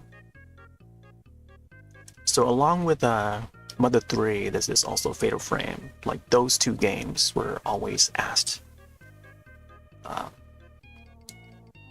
with Reggie. That and I guess like also Xenoblade, yeah. They would push to get Xenoblade to release stateside, and then they found a publisher that is willing to localize Xenoblade. So this was like I think they call it Operation Zero. No, Operation Rainfall. Yeah. That was the fan push to make those games release over here. So 3 games under Operation Rainfall: Xenoblade, The Last Story, which was an RPG done by Sakaguchi, who is known for the Final Fantasy series. He put a game out on Wii in Japan called The Last Story. That made it over to the States. And then the last one was Pandora's Tower. Yeah. So 3 RPGs: Xenoblade, Pandora's Tower, and The Last Story. Is it? Yeah. Xenoblade, Last Story, and then Pandora's Tower. So all those 3 games made its way over. So Operation Rainfall was complete in that era. And yeah. Like stuff like that. It just needs like people to talk about it and to ask Nintendo to make it over. And yeah, at first they don't think that it's gonna do well, They don't think Xenoblade is gonna do well initially with that first game, And then look at where Xenoblade is now. Now there's a remaster of Xenoblade Chronicles X. And then, yeah, It's on Switch 2. It's on Switch and Switch 2. And it's got like, yeah, it says like 3 entries. Xenoblade Chronicles. That's how they call it in North America. And then there's Part 2, and then there's X. So there's 3 entries. And they keep on remastering those games on each system. 3DS, the Wii U, you know. Well, I guess the Wii U only had X. And then by the time the Switch comes out, there's like 1, 2, and then now X, we have X out. So all 3 games accessible. But yeah, I don't know. Like when it comes to like, you know, games like that, when at first Nintendo thinks it's not gonna do well in America, we, you know, as the audience need to push and ask for it, you know, or else they won't know. Yeah, they won't know that we want it. Same thing with Fatal Frame. Like, they weren't gonna put Fatal Frame 5, Made in the Blackwater, in the North Americas. It took like Operation Zero. The same people that did Rainfall, they had another fan push called Operation Zero to get Fatal Frame 5 over to North America, and then they finally did. So now we have Made in a Blackwater that's on the Wii U back in 2015, and yeah, I got the Stream Nap a couple times, a few times even, 3 times I did it. I like Made in a Blackwater, and just that series in general. Character haircuts for those games look like Kingdom Hearts, maybe? Which character haircuts? You talking about Star Tropics?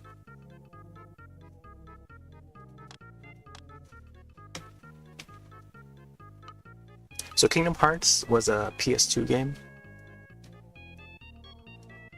And some of the hairstyles of these characters were done back in the 80s, so there's a big gap in time there.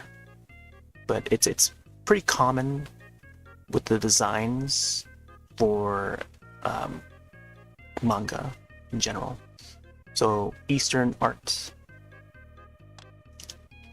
whether or not you follow any mangaka or manga artists, I don't know, each person has their own different styles.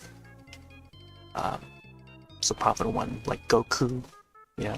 Goku would have like, oh yeah, like I was mentioning Akira Toriyama earlier.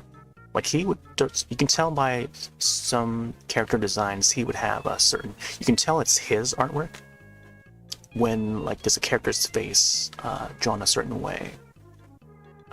So sometimes like creatures like dragons and stuff would have like large eyes, but drawn in a certain way, and then the mouth, like the way the mouths are curves for some of those dragons. So Toriyama is known for the Dragon Ball series. He's done Trovo 1 PS1 game. He's done a lot. He's done Blue Dragon on the Xbox 360. A lot of RPGs. He's done Chrono Trigger art, yeah. Done the art for Chrono Trigger and Chrono Cross. But yeah, like that's like an example where art styles go a long way, because you would be recognized throughout, you know, any publication of like magazines or cover art for like movies or whatever shows. When people see certain character designs, they recognize that, you know, it's done by this artist right away, you know. Look at the art for the Final Fantasy characters, for some of the official art, done by Amano. You know, Amano's famous for a lot of that. Amano even did the art for Vampire Today that I mentioned earlier. So, lots of famous artists that would be recognized throughout the past, you know, 3 to 4 decades.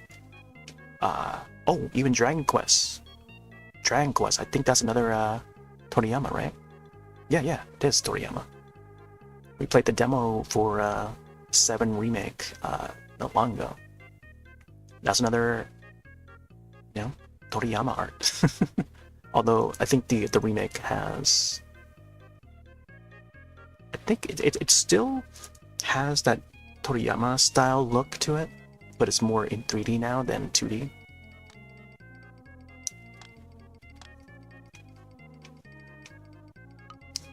But yeah, it still has that Toriyama charm to it, I would say.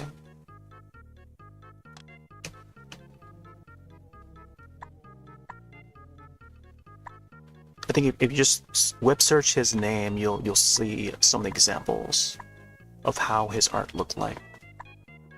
Sadly, the man passed away about a year ago. Sometime last year or year before. And yeah, it shook the entire arts sphere. And yeah, he was an inspiration to many.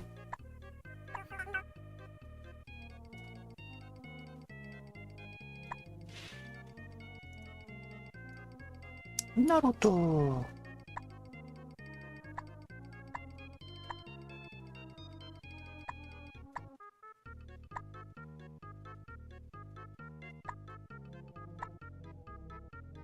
There was another artist that there's another manga artist that was hired to do arts for Zelda, to promote the '86 Zelda game, and he did some amazing work. I'll have to like capture the browser again to search his work to show it, but I'm sure it can be found. I'll have to look up some of them. I used to have like a whole folder of a lot of his work. Some of the art that he's submitted for publication.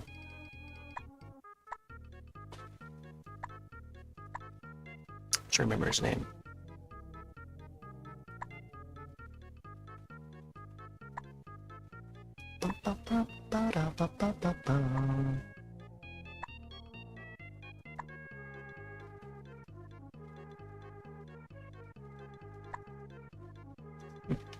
Sure, I'm gonna.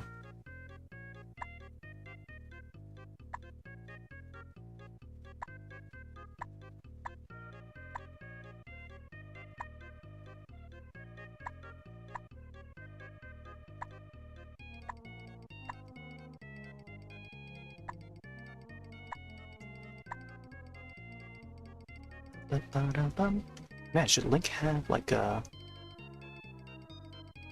belt buckle? I don't think he has a belt buckle for the first game. For Wind Waker and stuff, they sort of revert back to their the old Link look.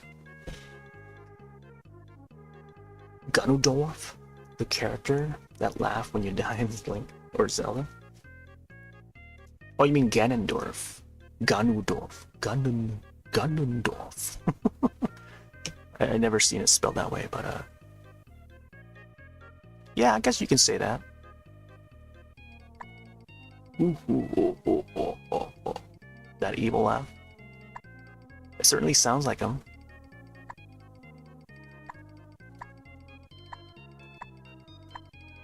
But that's trying to think which entry that was.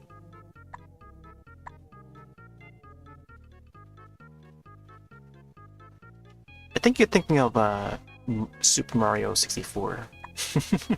So technically it would be Bowser's laugh. Ooh, ooh, ooh, ooh, ooh. Is it? I think that was like Super Mario 64, right?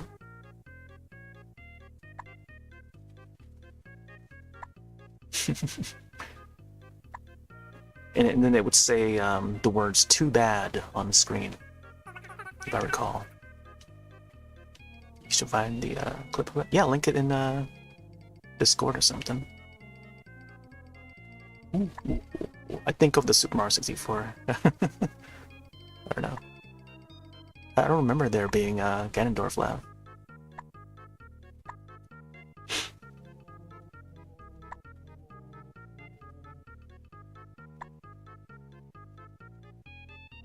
Do, do, do, do, do, do, do, do. For folks that are just enjoying, I do tend to archive these streams to YouTube side, so for Mario Paint specific ones, I don't know if I have a command for it, but let me check real quick. Mario Paint, though. Just within the past year, we've been doing Mario Paint stuff. Oh, there you go. There's a playlist for it. And a little excerpt and explanation on what Mario Paint is. You can find more there. It's been archived. Some of the drawings that we've done in the past. By we, I mean just me. It's just me. No one else. Just me and my trusty Joy-Cons. Or Switch 2.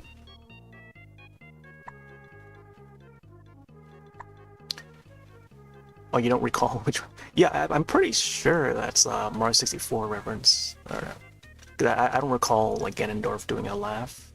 Unless you're about to fight Ganondorf, you know, or Ganon even. Yeah, I don't know. It has to be Super Mario 64.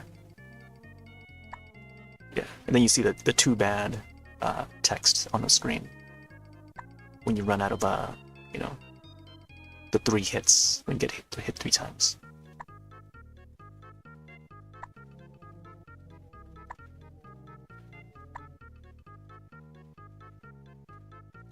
Wow, wow, wow, wow, wow, wow, wow, wow.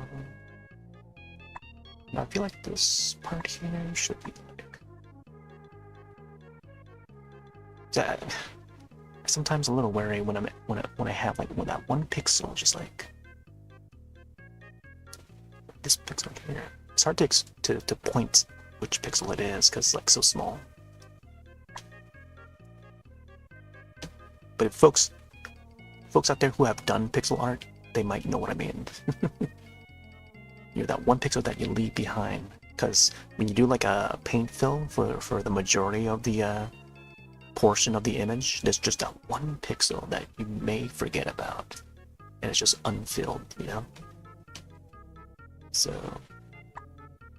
once we get to like the end, and then I realize, oh, there's just one pixel back there that I didn't get to fill. But it's something that, you know, pixel artists would have, you know, memories of. Whoop. Dang it. But let me tell you, it's not hard. I mean, it is hard to draw this on, you know, even on the Switch here with the Joy-Con and its mouse mode. It's not easy. I mean, you can just doodle around easily, but like to get it more precise and to look the way, you know, a certain way using this method is bewildering, you know, if you can imagine it. But it's possible. This technique is possible if you are willing to put the time and patience into it.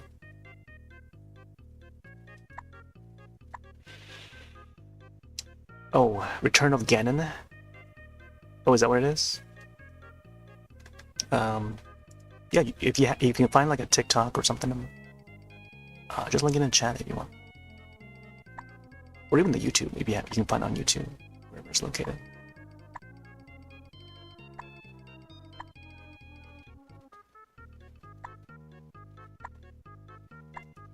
Oh, I don't know. This is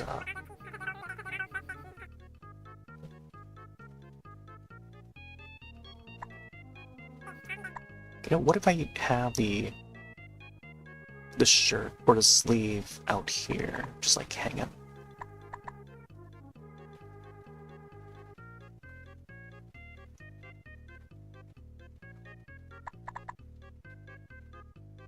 So unsure how to shape his sleeve. You sent the YouTube? Oh, nice. I'll check it out in a bit. Bum, bum, bum. Oh, yeah. So yeah, when you game over, yeah, that is definitely him. Like it even shows the image. I can just tell by the thumbnail that's the NES game.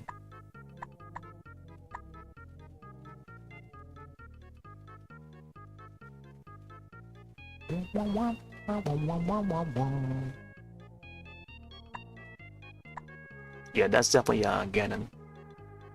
But that is the Ganon before Ganondorf. They hadn't done a Ganondorf yet. At that time, it was just Ganon, regular old Ganon. His beast form, or piggy form. I don't know how you want to call it. But yeah, his pig form.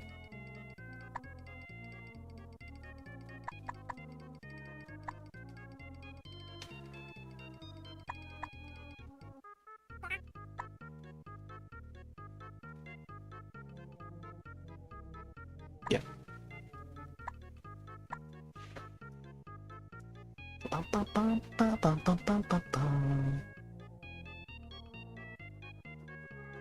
You know, what's funny is the animated series that aired on TV back in the early 90s,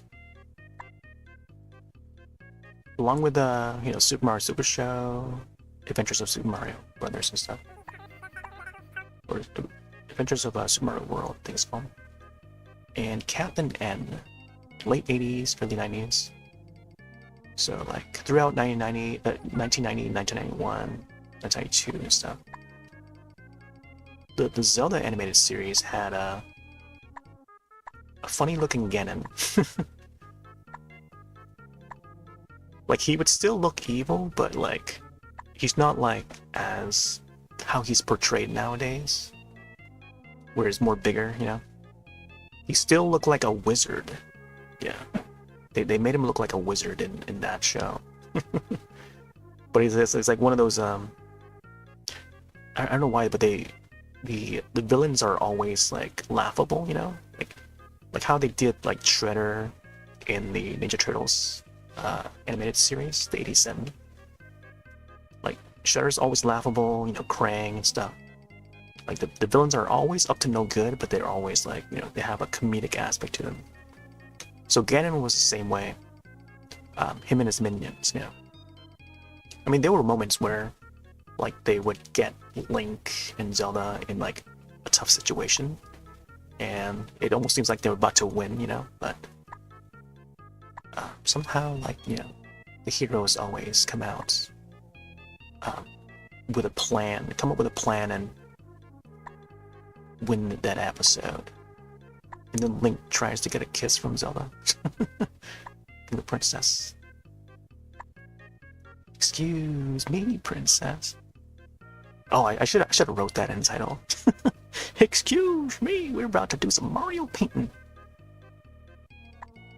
Maybe on the next one. Maybe sometime later this week or something.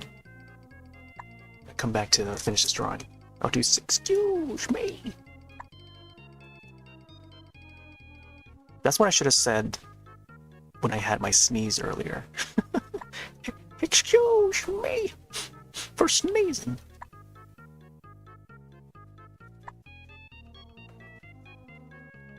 There you go, filling up those dots there. Now the arm looks a little more... a little less rigid. It's a very odd angle at that part there. But this part here, I'm just like adding shadows and stuff, I guess. Although I feel like it should be more light because the shine coming from the Triforce. Yeah, there was another episode where I think it would be this Zelda that's the one that's like that's sneezing.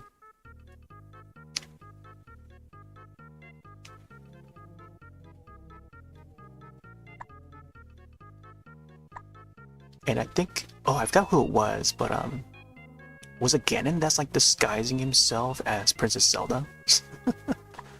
And therefore tricking Link to thinking that he was getting a kiss from Princess Zelda. Then instead he got a slap. Or something like that, I don't know. I haven't seen it for a long time. But that was a fun episode, though. Very strange. Now thinking back at it, even nowadays, like I feel like people would continuously make fun of those shows, saying it's like such a bad show now. But I find it hilarious. It's more for laughs, you know. It's supposed to entertain the kids. Like we were in fact entertained by it. That was my first exposure to Zelda, and knowing that is like a Nintendo IP. But I think even at that time, I hadn't got around to playing a Zelda game. Aside from like seeing it on TV and just commercials and stuff, and then like we would have access to like the NES. My uncle would have Duck Hunt and Super Mario Brothers, Double Dragon. Yeah, we were all into fighting games, and like once in a while we'll just like take a break from fighting games because they would take, you know, they would be too hard to get through. We would play like River City Ransom, NES, Double Dragon, Battletoads, and Bad Dudes. Remember Bad Dudes? Arcade. That game also released on NES. And then Contra, you know, typical NES games of that era. They would take a break to play like, you know, Super Mario Brothers or something, or Duck Hunt. Yeah, good old Duck Hunt. Yeah, those are my experiences of the NES. But yeah, I just hadn't got around to like a Zelda game until A Link to the Past. At least for me, I don't know. But it was more so like hand-me-downs from what my uncle had, you know. Whatever that we did not play together at that time, it was mostly multiplayer games. So like, you know, Double Dragon, all the beat 'em ups and fighting games would be multiplayer.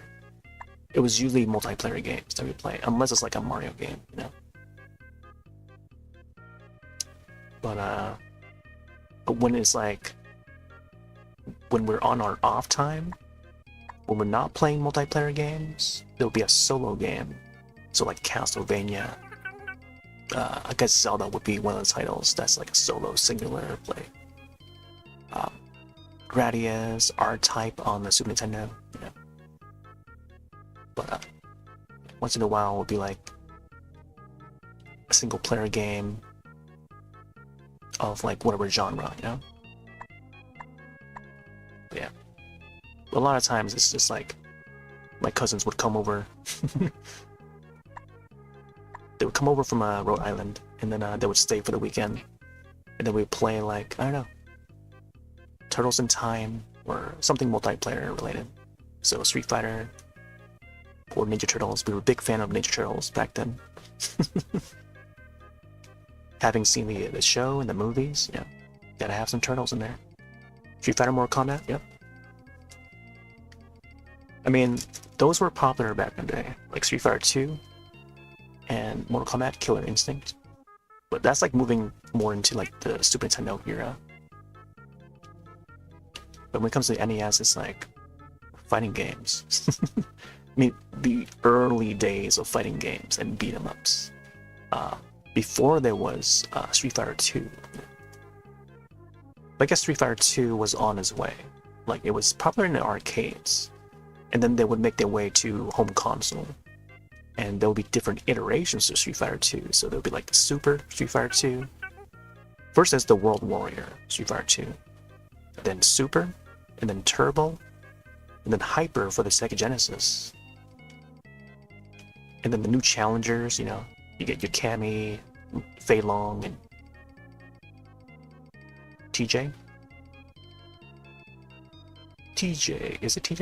I'm thinking of Killer Instinct. DJ, oh my gosh. DJ and then TJ combo for Killer Instinct. Both their names sound the same. TJ combo. Yeah, Palm playing Killer Instinct recently. My gosh. I got the old cartridge. I revisited and replayed it recently. I used to play a lot. Because it was all we had.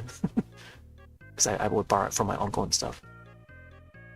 And yeah, I would pick Cinder a lot. Cinder. The fire guy, Cinder. And then my sis would pick Spinal, the Skeletor guy. And then we just go like 1-on-1 versus. I would do my Ultra. But she would block with the shield. And that was like our afternoon with Killer Instinct. Such a fun time with Killer Instinct. It was so much easier back then, and then like upon playing it again now as an adult, it's like, wow. It got a whole lot tougher for some reason. Alright, this line is not straight. Turtles game on NES one. Oh, I mean that is a tough game to play. The NES one. The one on Super Nintendo is the more fun one. The one on NES is tough. The music is great though. The music. When you're out in the overworld, like that music is just like a jam. But like once you get to like the water levels in Turtles on the NES. Now we're talking about the NES, not the Super Nintendo one. Because the NES one was a difficult game. That's not something you laugh about, man.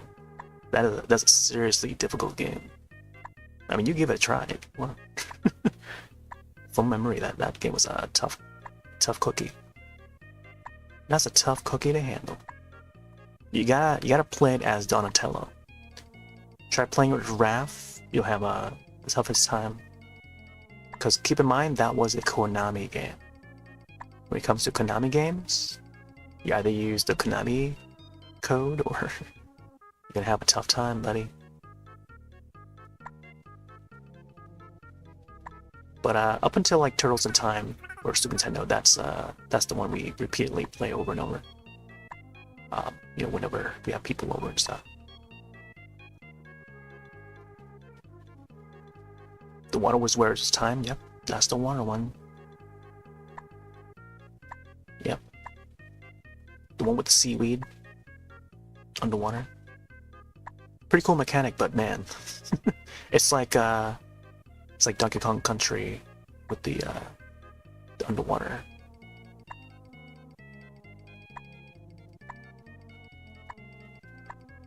But playing that on NES back in the day, sheesh, good luck. Yeah, I have to enable like infinite lives with the Konami coder. No, you can be spending hours on that level.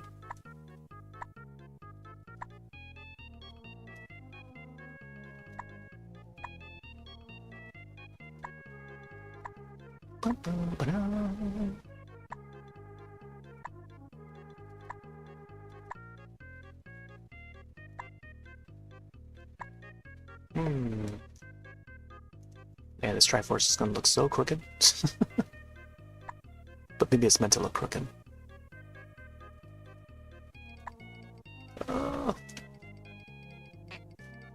What if I make it look like it's like a bit aged? Like damaged in a way or something? We'll give it some round corners or something.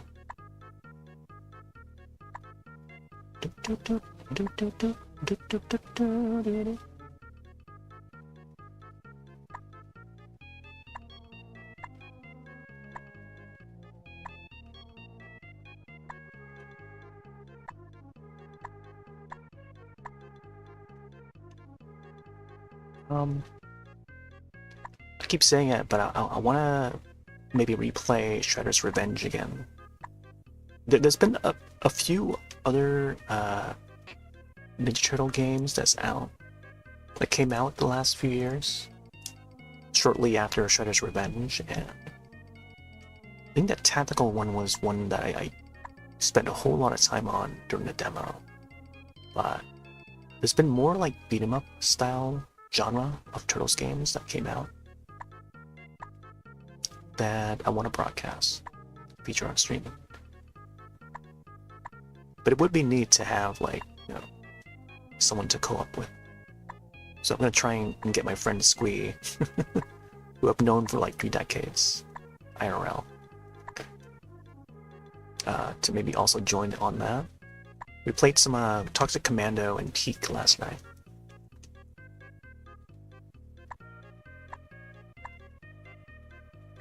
But yeah, he's also a fan of like beat 'em ups, so we would play a whole lot of games together back in the day. Smash Brothers, Mario Kart. I'll bring my you know, GameCube over and the Wii.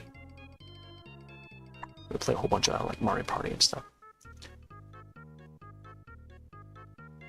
Yeah, maybe someday we'll do like a collab where we do a beat 'em up. I'm trying to get him to also pick up Killing Floor, which is a first-person shooter / horror, where waves of zombies, or Zeds as they call it, would pop out. We gotta take them out.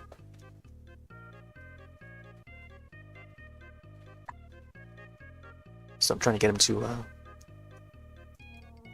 pick up the game while it's on sale. So we'll probably do a collab on that really soon. Yes, Red Brothers, yeah. I think, was it last year? Was the anniversary? Look how long ago that game came out. 98 or 99? Trying to remember. What was the 2000? I think it makes sense it was like 2000 because like last year would be lined with the anniversary, like a by 5 anniversary, like if you count it by 5s.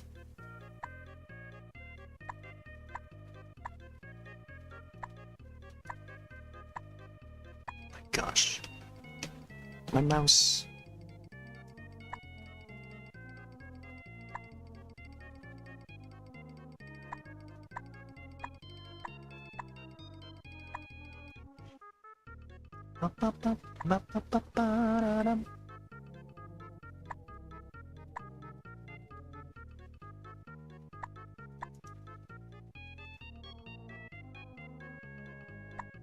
Yeah, that means it would be like 25 years, right, of Smash Brothers? 25 years of Smash Brothers. That's pretty wild. They haven't shown what the next Smash Brothers is gonna look like yet. Let's keep it out.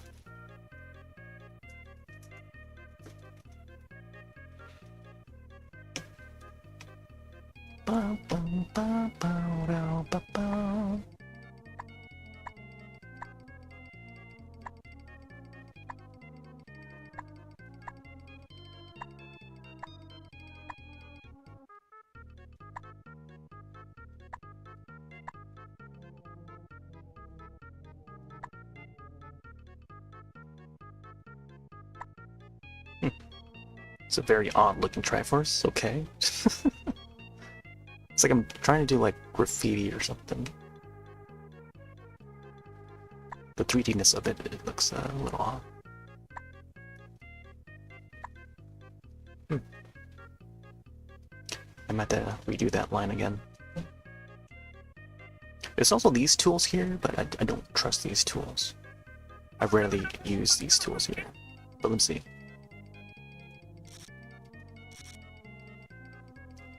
I don't know how to use it. NES games, see if you've got any. Yeah, there's quite a library. They have.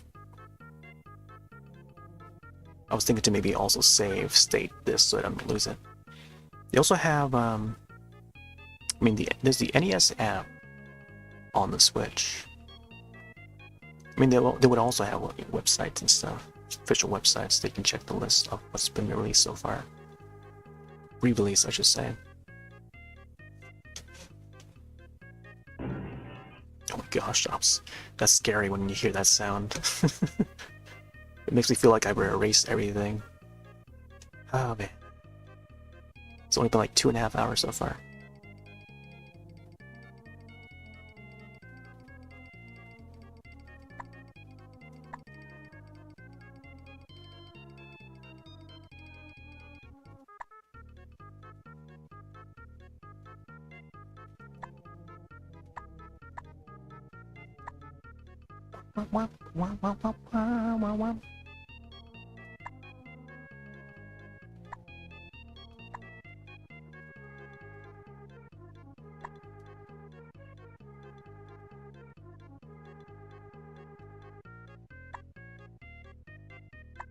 There we go.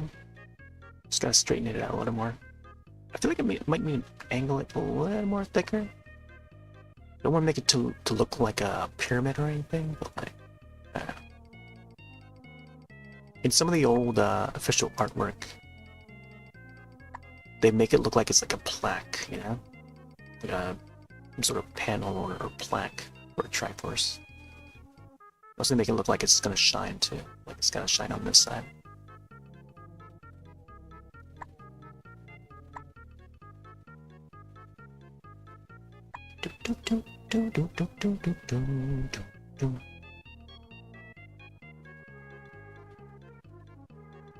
Oh, but then I also have to make the music for it too. I have to make the Zelda theme.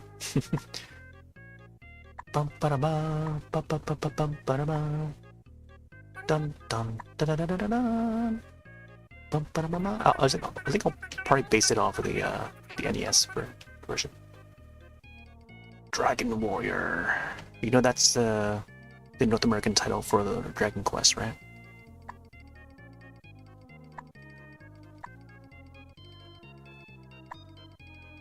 That's become such a popular series now within the realm of RPGs.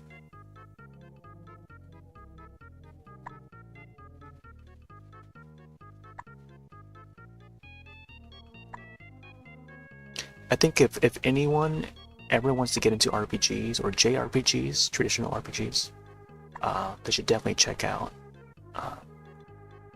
the Dragon Quest series. Any latest entry that they bring over, it's a good like starter RPG as well.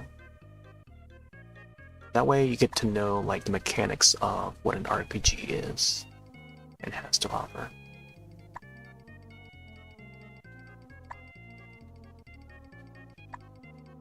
Final Fantasy series is also a very popular one,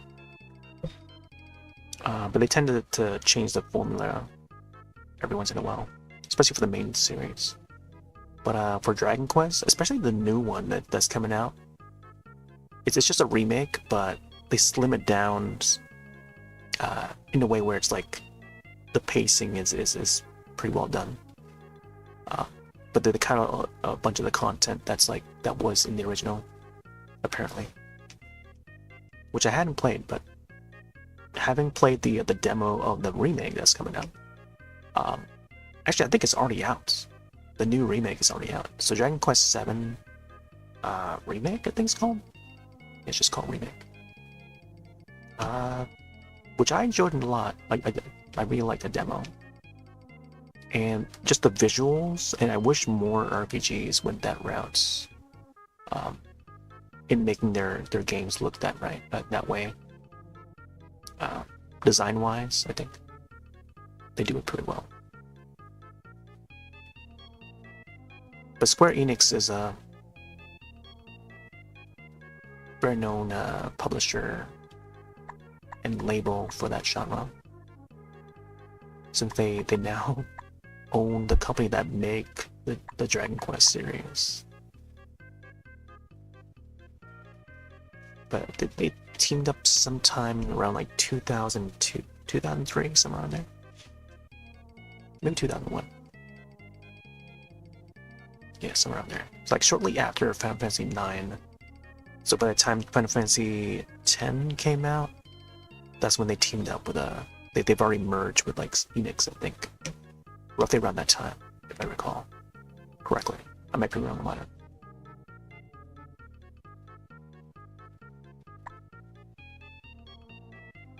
And thus, we start seeing like Dragon Quest under Square Enix.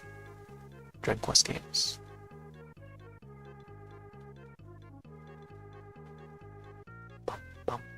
Alright, I don't know about the borders here, but I'll have to put yellow in it to see how it's gonna look.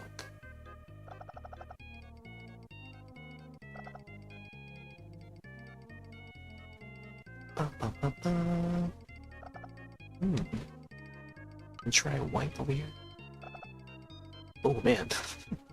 Yeah, I think having that white there for the extra shine is gonna be interesting.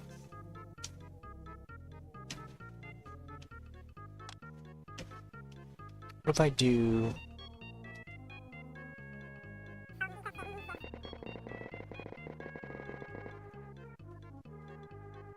so many castles in the NES games? Oh, definitely. It was all about, you know, the fantasy genre. Or like, when it comes to storytelling, there's a lot of that. European sort of like storytelling. Especially in the RPG realm. Like, even though it's developed by, you know, the Eastern, like Japanese developers, they would do stories that is based on European mythology and stuff. Or just involves, or set in the European, what looks to be like a European sort of location. Ancient times European. But it's not to say that there has been RPGs that's set in like ancient time Japan and stuff. But yeah. But they can get creative with it, you know? It's just that RPGs in general would stem from the genre setters, like Ultima. Ultima was an old RPG, and Final Fantasy was one that was inspired by Ultima. Final Fantasy was inspired by Ultima and also The Legend of Zelda. The first game, by the way. So without The Legend of Zelda, would there be a Final Fantasy?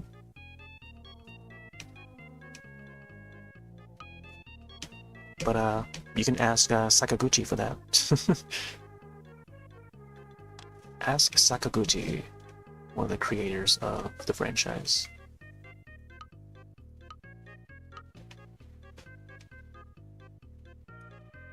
Yeah, I can't even see where the dot even is now. Yellow and white can barely see. My gosh. I can't even see it. I think I have to make the yellow a different color first before I can do the white. Oh, you know, this color would be nice too. Get a gold look to it. Okay. Oh man. Now it looks like he's holding up some cheese. Some cheddar cheese or something. King Arthur. Yeah, there was a King Arthur game. I don't think I played that one. Was that from Capcom? No, Capcom had they had some I think it was like a beat 'em up or a fighting game that had like knights and stuff. I'm forgetting the name of them. I think they added as part of their beat 'em up bundle, Capcom beat 'em up bundle, and or the arcade. God, they call it. It's like a series of like compilation release that they put out a few years ago,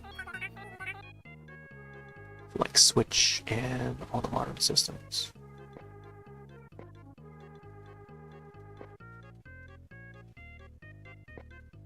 Interesting. I think using this texture adds a little bit of sparkle to it. Checking audio. Hey there, bats. The cheddar cheese. That makes me want some more mac and cheese yet again. The mac and cheese. Order up. Link's got it. Alright, let's get his ear.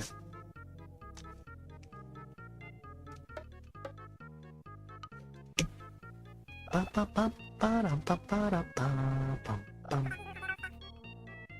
like I should make his ear a little bit bigger or something. Enix? We've been talking about Enix, man. What the heck? Have you not been listening? Have I heard of Enix? We've been talking about it for the past half hour, man. Have you heard of Square Enix? What the heck, man? Twisting my arm over here.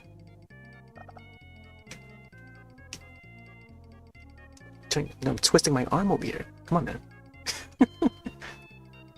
Are we talking about Enix or are we talking about something else? Or are we not talking about Enix?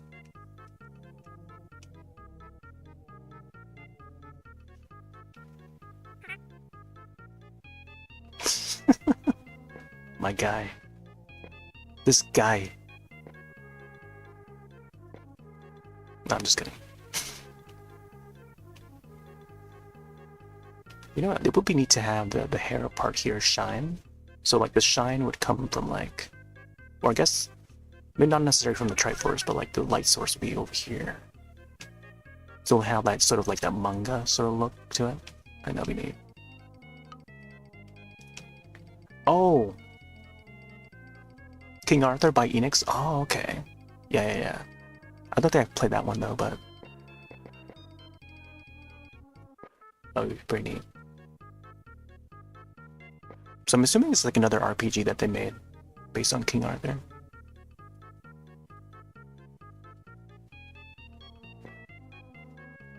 So yeah, Enix is the same company that did Dragon Quest, so apparently they did a King Arthur game. Which further reminds me of an old show called King Arthur and the Knights of Justice, which had a really cool theme song. That show came out like 89, 1990, somewhere around there. Used to catch it on TV. It's a really cool concept.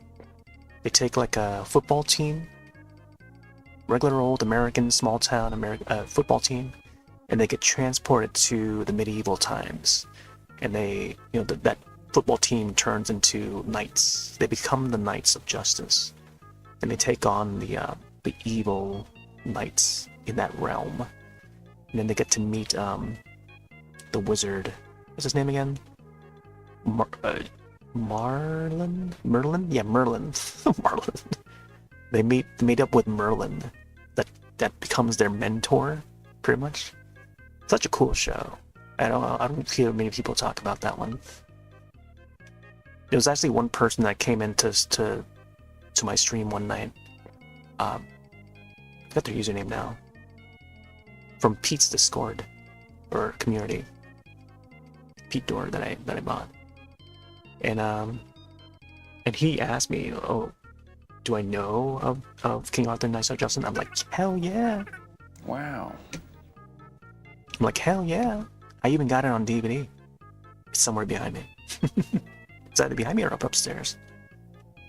But yeah, I got the entire thing complete on DVD. But it had a really cool theme song with a cool melody. But it would air like on TV, like alongside like Captain Planet and the Planeteers. Captain Planet, Planeteers, King Arthur, and Knights of Justice. It's like that style of animation and level of coolness. But I feel like more people know Captain Planet rather than King Arthur. But from what I recall, I think they were on the same channel though. It's just that Captain Planet was more in rotation and syndication than the Knights of Justice. Like more channels. But WB I think would be mainly where it would air on. But it was just that one time that would catch it. Or one place that I would catch it. I'm not sure if they ever went into syndication to air on other channels after that.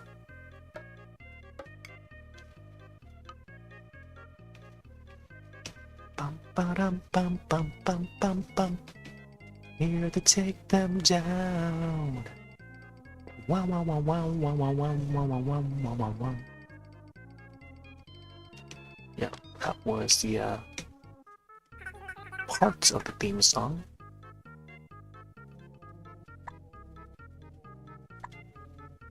Maybe someday I'll do like a little fan art of that show.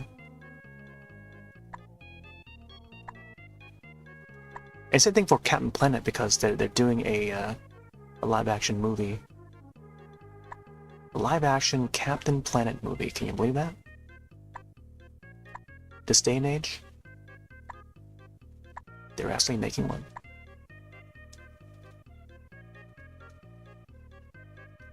Busch Gardens Amusement Park? Nope. Tell me about it.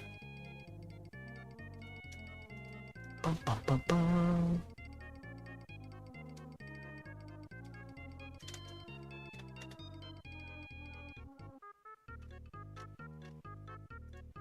Nice.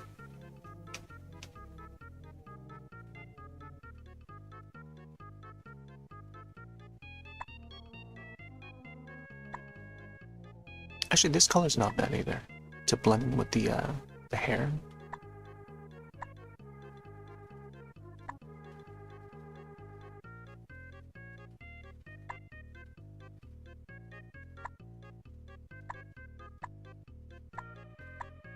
It's almost as if Link's got this like sort of frosty tips on his hair.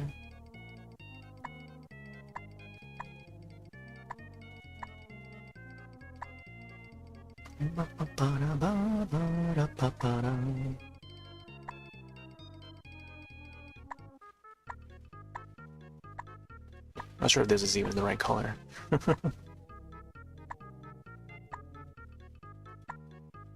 We'll play around with it. Come on, mouse.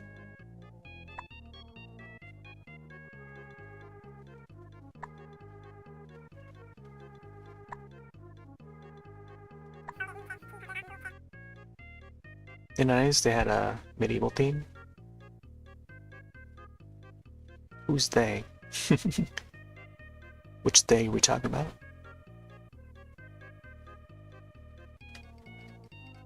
Oh, did you talk about Busch Gardens Amusement Park? Yeah, I've never been there. Is that like Fen Park, or what do you call it? Fen Fests?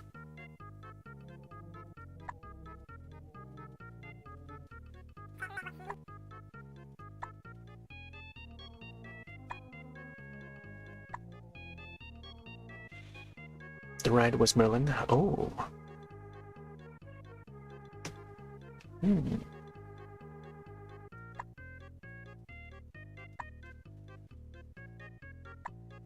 Fenfair? Is that what it's called? Fenfair? I don't remember the name of that.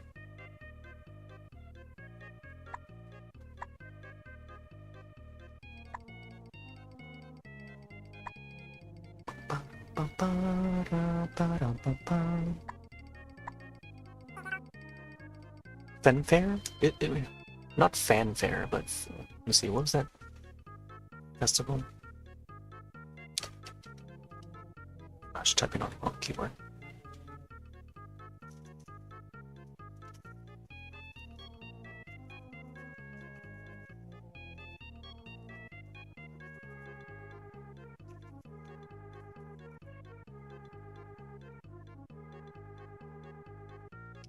Yeah, it's like a Renaissance fair or something like that. It's like a name. Oh, Ren Fair. Is it Ren Fair? Yeah, the other one I think about is Ren Fair. Something like that. More on the medieval, side of things. Ren Fair? Ren Fest or something like that? I don't know. Is it Ren Fest? As in Renaissance Festival. Yeah, Renfest. Not Ren Fair, Ren Fest. I guess in some cases they would call it Ren Fair. Wow, they've been doing it since like the 70s. Some of these events, it's been occurring since like the 70s. Wow. One in Kansas. Kansas like 77. There's one in Maryland. Renfest, 1977. Yeah. I guess it continues to go all throughout each state. Or I guess the more popular states, where there's, you know, more people living around. There's Oz Fair in Missouri. Is that like a Wizard of Oz? I'm a big fan of Wizard of Oz. Well, apparently, the one in California was back in 1962. Holy moly. Today's California Day. Holy moly, man.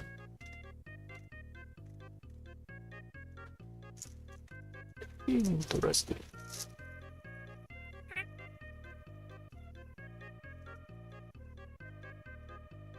What are some California facts? Yeah, today happens to be California Day.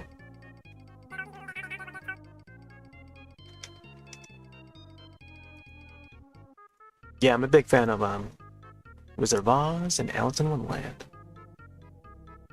There's a lot of references to, you know, both Wizard of Oz and Alice in Wonderland in a lot of movies that I watch and shows. And also games, by the way. There's just a lot to reference them a lot.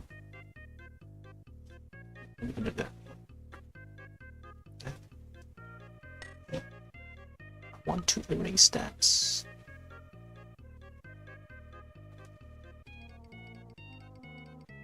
Man, this gonna be difficult.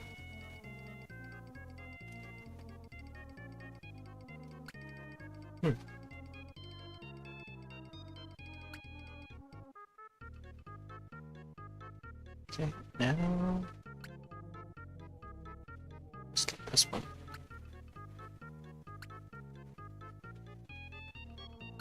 There you go, something like that.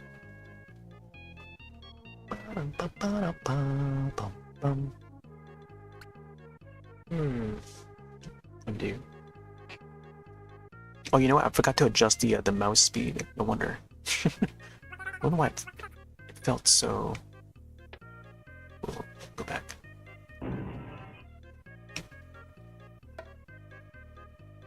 Settings? Where is settings? Is it this one? Oh, no, not this one. There you go.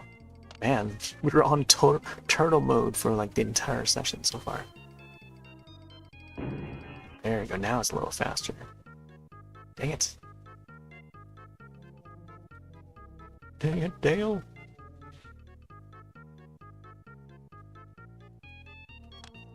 Yeah, West Coast, yeah.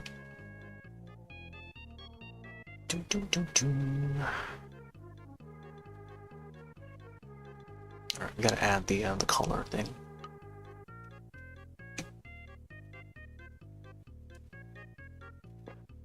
What?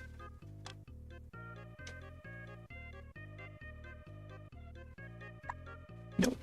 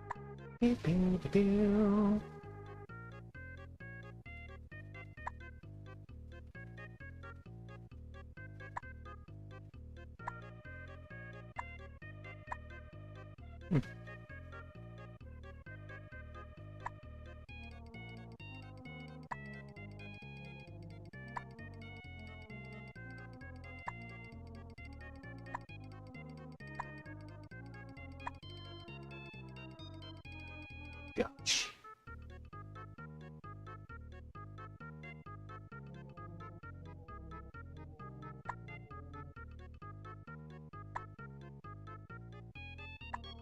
No.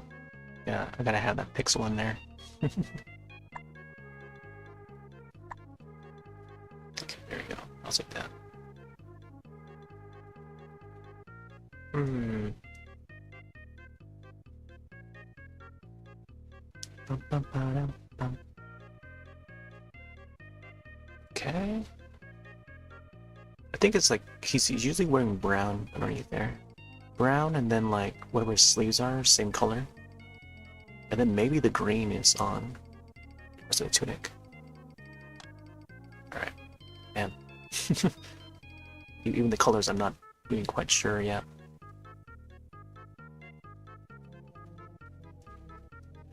But as long as we get the outline. This is totally different from how I would draw even the Mario Brothers one. Because I would have like some thick lines just freely drawn, like free-handedly drawn. And this one too, but like still got like, I don't know, focus on keeping the line arts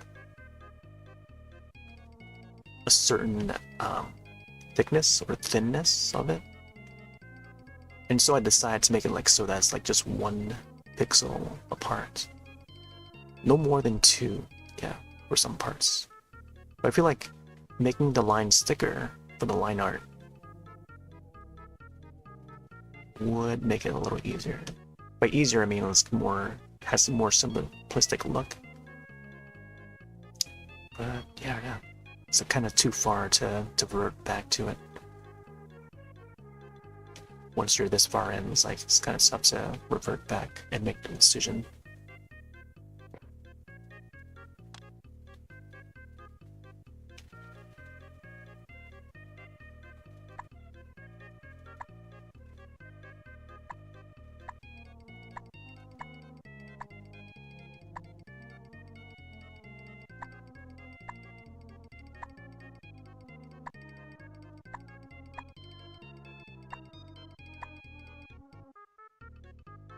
Yeah, I don't know. I don't think the that first Link had like a buckle on his belt. But I assume there would be like, you know, bombs and stuff that he would carry along with him. That would be tied to the belt and stuff. In this case, I just want to have the sword that's like tied to his belt or attached to his belt. And then, yeah, trying to draw that in pixel form is just like...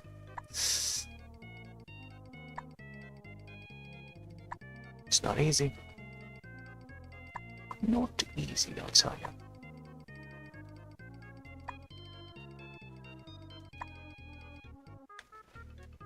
I don't know if this is even his belt or his tunic.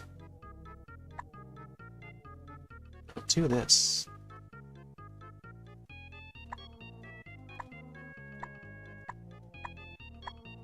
Oh.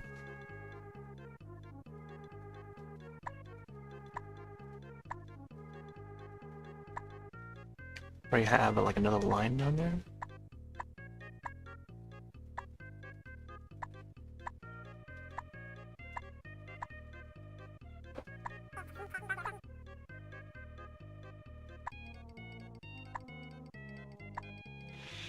It's not easy being cheesy. Easy cheesy. Easy, easy, easy.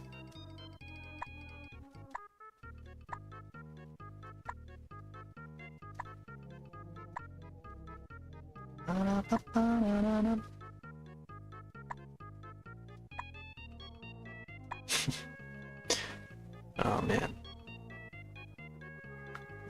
The cheese, the Triforce piece made out of cheese. Oh man.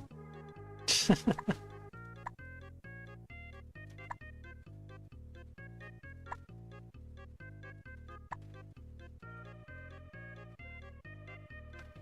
feel like this is gonna be like... I feel like it would turn out well. I've got confidence in this Zelda drawing.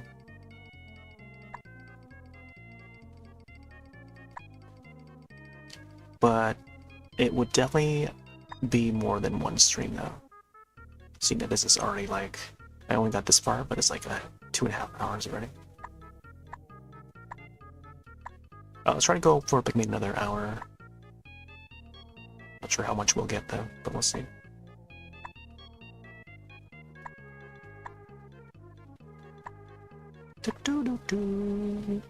Yeah.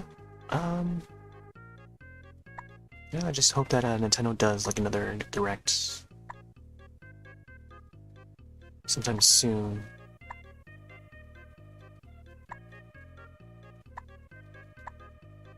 If they do like a Zelda direct, like that would be neat. Just to see what games we're gonna get in the Zelda side of things, you know. Either that or, I don't know.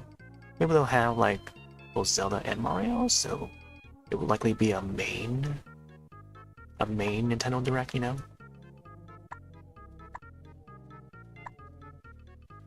So we would see more of their plans for, you know, Zelda Anniversary and or Mario Day stuff. Would they bring back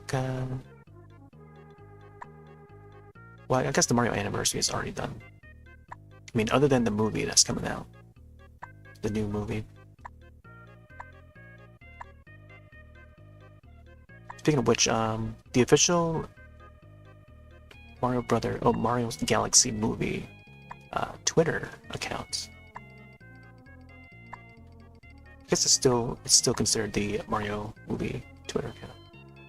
But as they're promoting the new movie, they posted a clip, an exclusive clip on Twitter, the official page, where the Lumas are partying in a room as Rosalina peeks in on them. You know, she would open a door, and then the Lumas would go back to sleep, just as she opens the door, because she's like wondering what the noise is coming from. What's that noise? But nope, the Lumas are sound asleep. Yeah, I think it's gonna be like it's gonna be a fun, cute movie. And just seeing Rosalina, it's like, man, doing our girl really well. And Peach too. It's nice to see Peach. It's funny that they don't even acknowledge Daisy at all. Daisy, I don't know if we're gonna see Wendy or all. We see the Koopa kids, you know. That would be a big surprise if they do. And apparently there's rumors of a big character that's gonna be a surprise appearance in it. We don't know what it is yet, but I haven't read what that rumor had said, but I only know that there's a surprise character. I mean, we're gonna expect a lot of things that's gonna appear in it. And I don't want to go into spoiler territory, but just know that there's gonna be surprise characters, and that's all there is need to know, I guess. But wouldn't it be cool if they had, say, warts in some way? Bring on that warts. Something from like Super Mario Land. But then, like, if this is based on Galaxy, then you know, they'll try to get some Galaxy elements in it, while also tossing in some Nintendo references. Even as like a little nod to like ROB, Rob, you know, Rob the robot. Yeah, that's another NES era product. And who knows, maybe they'll have like a Virtual Boy in there for the self-promote. Hey, check it out, we have a Virtual Boy. Nintendo Switch Online. Which I've yet to check out. I haven't tried the Virtual Console version, or the Switch Online version of it, yeah. Alright, let me see. What color are the boots? Wish Yoshi was in the movie. I mean, Yoshi is gonna be in the movie. Did I mention earlier that I had some I got some Super Mario cookies, which is based on the new movie. a promotion. I didn't get to finish that sentence. When I was starting to mention it earlier, but I didn't get to finish talking about it. But I wish I had that prepared before I started streaming today, because I'm already eating cookies. But I should have had the Yoshi cookies. And they're the Yoshi cookies that's based on the new movie that's coming out. Mm-hmm.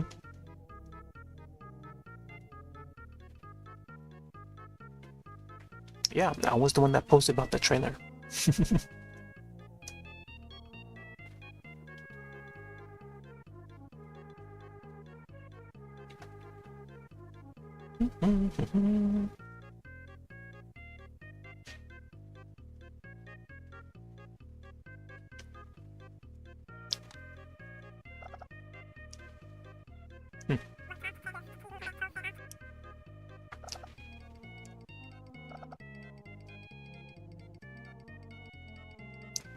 What about the ghosts that you have to stare at? Oh, the boos, yeah. That'd be cool if they bring in some of the boos. If they bring in like King Boo, that'd be awesome. I think they had I don't know if they had King Boo or King Babam in the first movie, the first animated movie. By first I mean like the one from a few years ago. But he popped up during the wedding scene when Bowser was being rejected.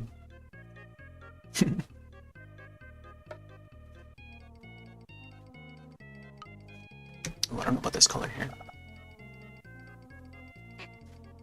Ding, ding, ding, ding. Oh, here's the dark brown one. I think I should go with this one. Dark brown for the shadows.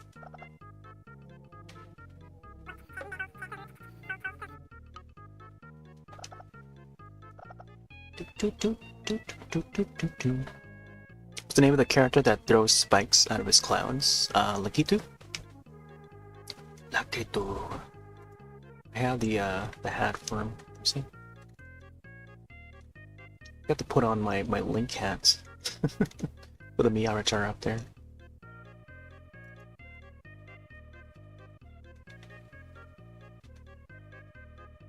Link hats. I haven't worn that for a long time. There's Link hat, and then there's also the I guess there's the Diddy Kong one. There's the Boo hats.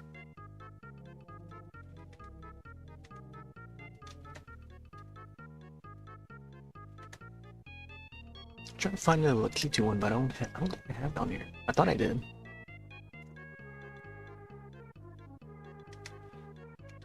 I need to put it in order.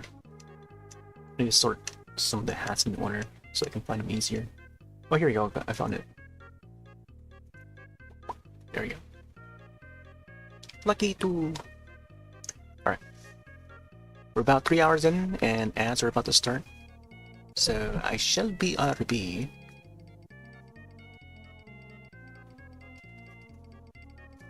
I think I'll keep it to this screen. Unless there's any clips that may be related to show.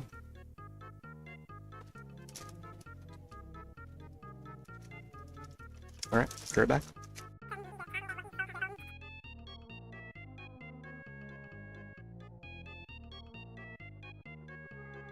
Yeah, just learned it now.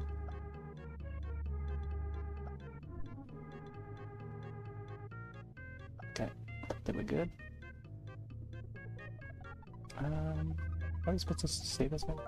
Let's do create save suspense points, and then slot number 2. There we go. Then I'll do a screenshot. Ooh. There we go. And then we'll do this one here. There we go.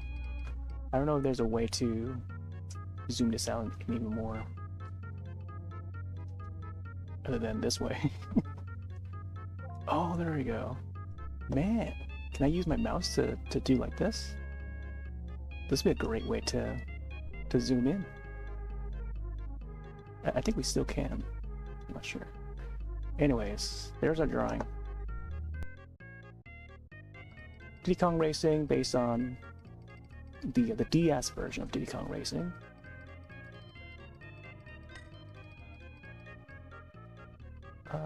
Let's do an erase effect. Couple erase effects, just for a little pizzazz, you know. Wow, that made it look like he's like a mecha Diddy Kong. Imagine if they do that for like future iterations now. Like a mecha Diddy Kong, like a robot Diddy Kong. That'd be awesome. There you go. Versus this one.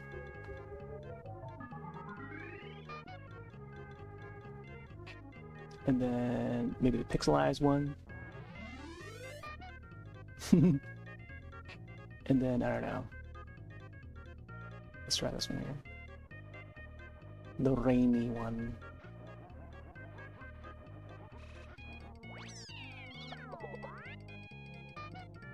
Alright, well, there you go. Mario Painto. So animation.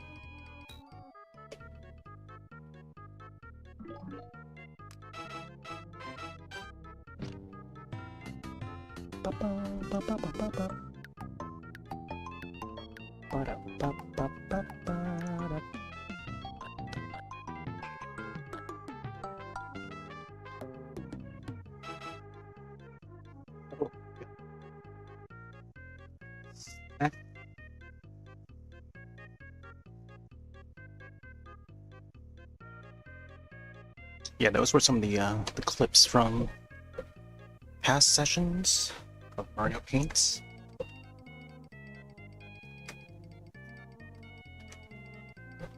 And I did the thing again where I forgot to take the headphones off. Then it just like pulled the cable, as they tend to happen.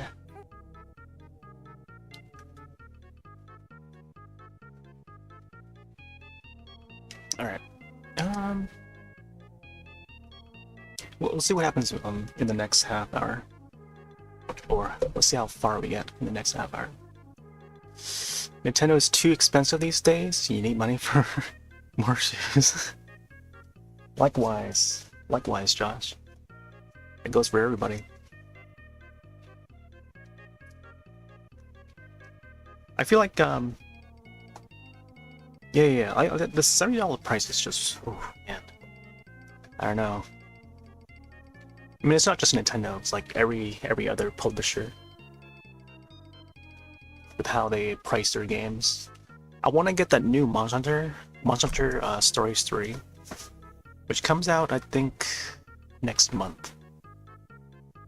And yeah, of course it's gonna be $70.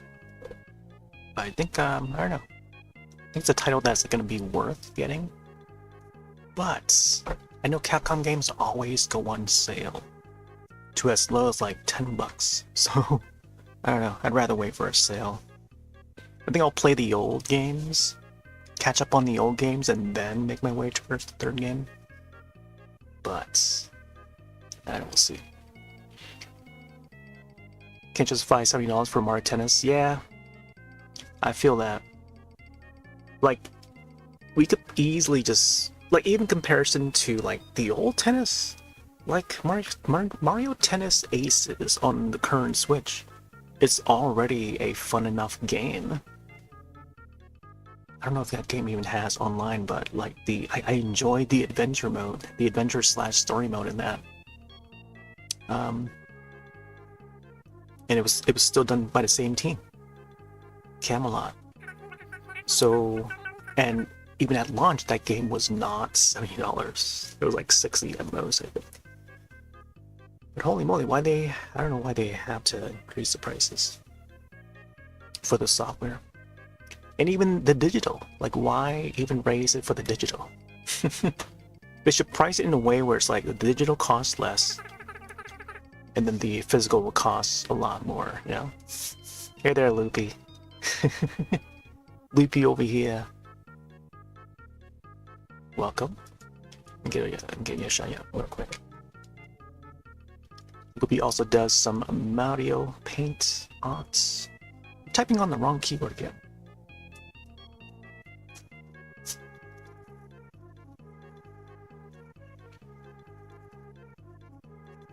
I just don't have enough room on the desk for multiple keyboards right now. Since the desk here right now is meant for the mouse pad and the Joy-Cons. Loopy Picklehead. How you be? I think I saw you playing was it Skyward Sword or Twilight Princess?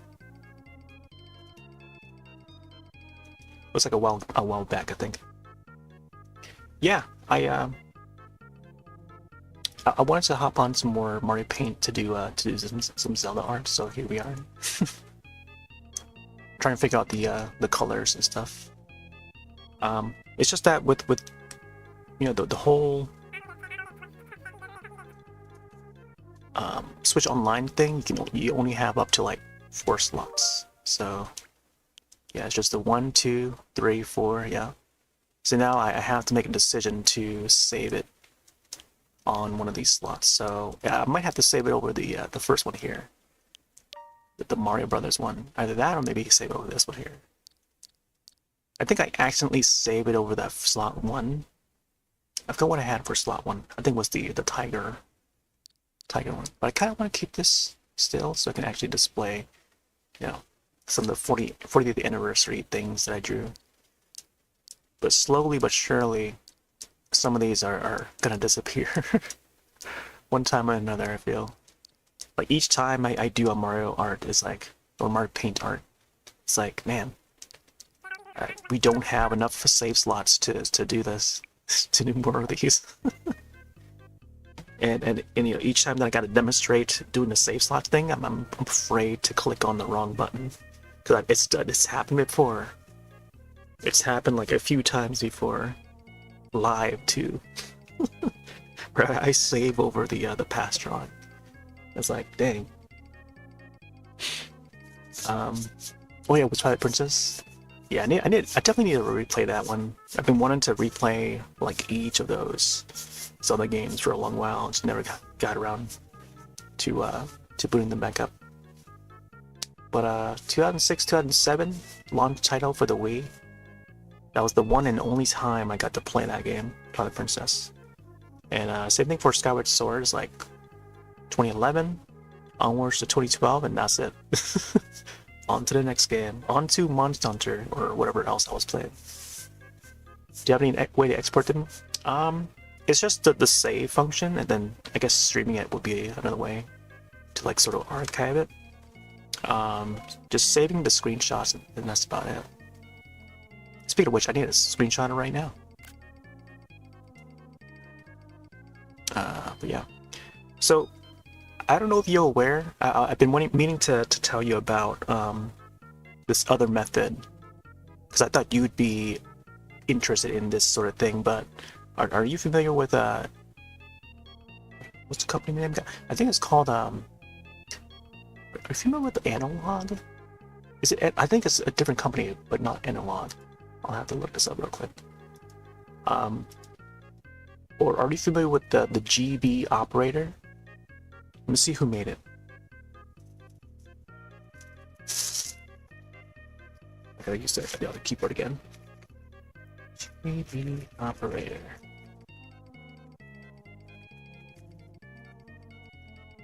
Operator. Oh yeah, oh, they call the Epilogue, not Analog. The other one is Analog, that does N64. They got an Analog 3D that pretty much plays your old N64 cartridge. It's basically a brand new, modern N64 console that they did. They also did like the Game Boy one, like a modern Game Boy. You may have heard the Analog Pocket. That was like basically their Game Boy remake. Wow. But there's now a company called Epilogue that had done a GB or Game Boy operator, and they recently announced that they're going to be doing a Super Nintendo operator. So you can use your own cartridges.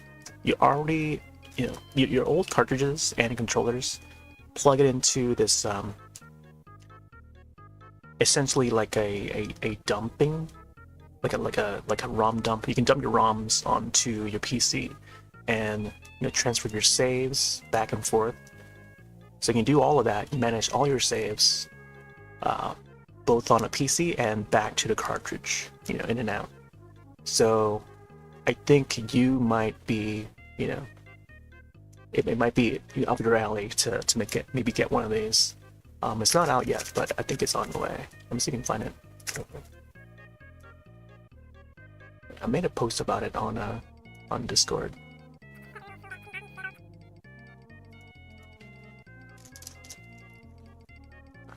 And here is the website. Looks like they already sold out. Oh, did they? Oh, dang. I want to get one. Yeah, there you go. Epilogue.co. So Epilogue spelled in a PILOGUE.co. That's the official website. But yeah, they got play and manage Super Nintendo cartridges on your PC, and yeah, manage your saves and stuff. But yeah, it's pretty much like a cart dumper, and then transfer your saves back and forth. But yeah, I think that will be worth owning in the near future. I also need to get one too. It'd be a great way to push me to play on the actual cartridge and stuff. That is if I plan to do more like Mario Paint stuff, but just thought you'd like to know about that. Reach out because their devs might be interested in the work. Yeah, try it out. I'm sure they'll have more in stock later on. If the GB operator is still in stock, that means they might have more in production later on. But yeah, look forward to that one because it looks really neat. Looks really useful. And yeah, it's just a modern way of handling and managing the Super Nintendo stuff, as well as the GB stuff. So I like what these guys are doing. I like what Analog is doing. And looks like they're coming up with another operator. Maybe the N64 operator next? Oh man, they haven't revealed what it is yet. But it has 2 digits, or 2 characters, they're just hiding there. If you look under the devices, they have a 3rd option there. It says soon, so they're not yet announcing it. But yeah, it looks like GB operator is still in stock, so yeah, if that's still in stock, then they may possibly do some more Super Nintendo ones. Yeah, pretty cool. I might want to also grab them someday. And they're affordable too, like, man. Like, I feel like I could have secured my order. But yeah, I posted that sometime like towards the end of last year, and I just totally forgot about it once we entered the new year. But yeah, thought you'd like the move. Yeah, $6 is not bad. I want more to be. I want them to make like a 64 one. That way, I don't have to. I don't know.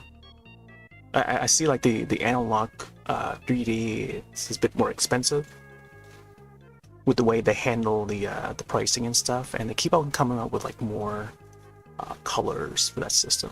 So there's even a gold edition. Like, I mean, it's cool to see it, but man, they charge like big bucks, top dollar for their remix, or how do you want to call it? But yeah, we're about like past 3 hours now. This is a pretty long process. I mean, Loopy knows how it's like to do pixel art, but it's a pretty long process to get this far. There might be another session of this. I'll probably bring a drawing back sometime later in the week. Mod Retro, yeah. Mod Retro's the other one. He has the they got the 64 clone. Yeah, I want to get that one too. That one's, I mean, the analog one is good enough, and Mono Retro is like the another option to do that. But man, they cost a lot. I think I would go the route of the epilogue one. If they were to announce one, I would go the way of epilogue, because you know, being able to transfer the saves back and forth between PC and then like and then the actual cartridge and to play it on the actual system or the actual hardware is convenient, I think, for me. Yeah, man, take it easy, dude. Thanks for stopping in. But yeah, hopefully we both can get a hold of the that operator. I think other than that, yeah, the modern retro and let's see, the analog 3D. I don't know if there's another company that would do any more N64 stuff. I guess was there ever a Retron? I forgot what the company was behind that. Was it Hyperkin? Yeah, Hyperkin, right? Did Hyperkin ever do like an N64 console or N64 clone?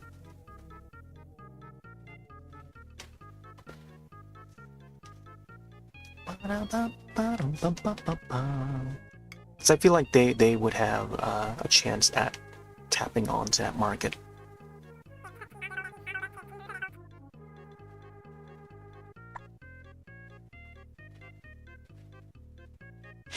You think they announced 1 year ago, but it never came out? Oh man, they would do like a whole bunch of adapters and stuff. I've seen their adapters. I think I have one of their adapters, but it would be neat to have them do like a console, like another Retron that supports the N64 cartridges. Like, I would love to see that.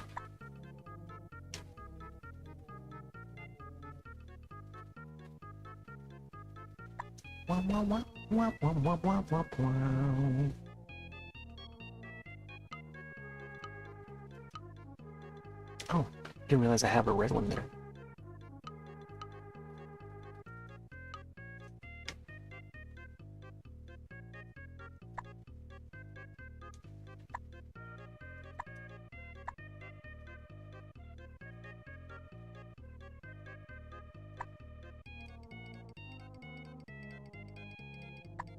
Oh, I don't know about that.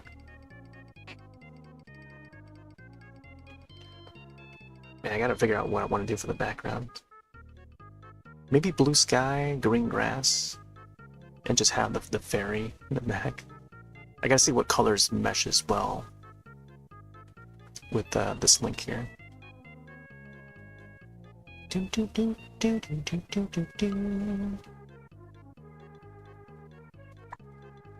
Oh, I also need to save this part too.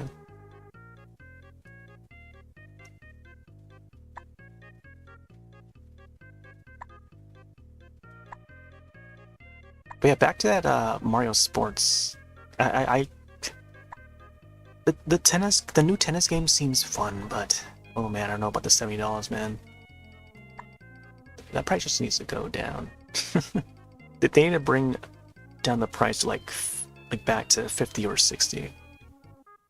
I don't think the world is ready for $70 prices anymore. Let alone 80 for Mario Kart World. Like, yeah. Like who? Like that's why like the bundled price with the Switch 2 sold more as a bundle than a standalone, than even the physical standalone. I don't know. Compared to the number, unless like, see, they make it so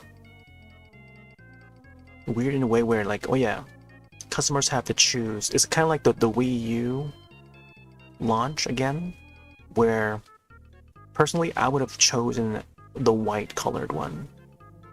As long as they had the 32 gigs, or the most amount of space they had for the internal storage, I would have chosen the white one, you know?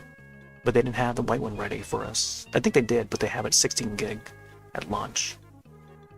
If it wasn't for that, if the white one was also 32 gigs, or how much it was 32 gigs, I would have chosen the white one, you know? Give the color shouldn't even matter, you know? The space is what was important. But because the 32 gigs was the black one for the launch, I had to go for that one. I went for the one that had more space, more capability of storing more games. That was just more important.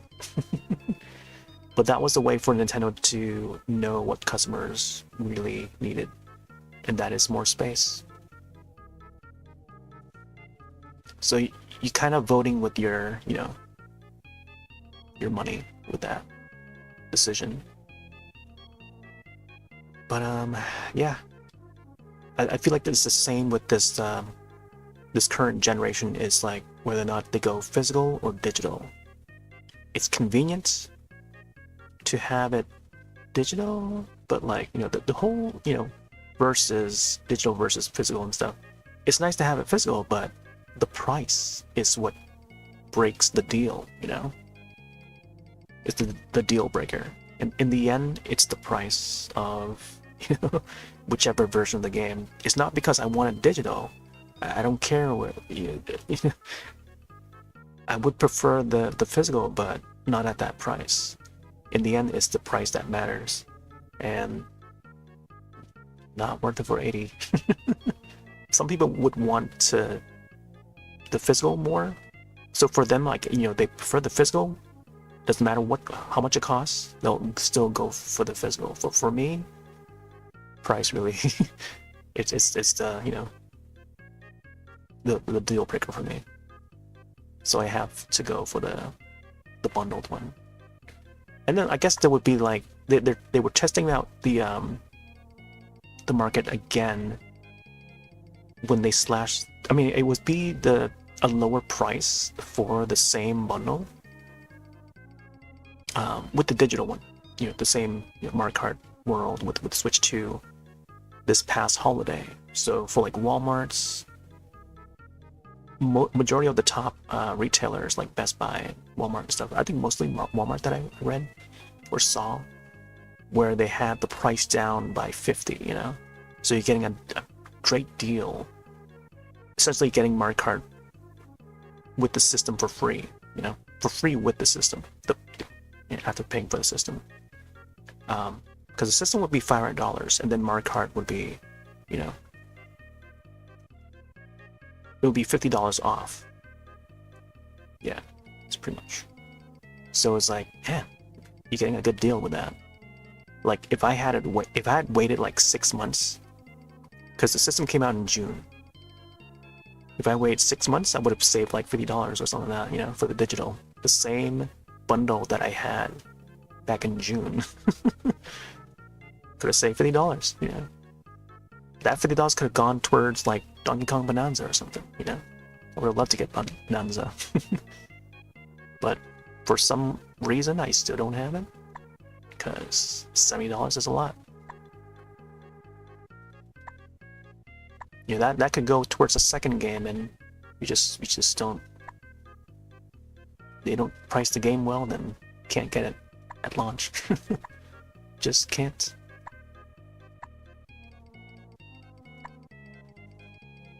But I don't know. I think for tennis, I'd much rather they do like a sports mix than a singular sport. This day and age, it's like, man, there's a lot of sports, like Mario sports games they could possibly do, and I don't know, just a single sport doesn't do it anymore. It has to be a mix of sports, like how they do like Switch Sports or the Wii Sports series.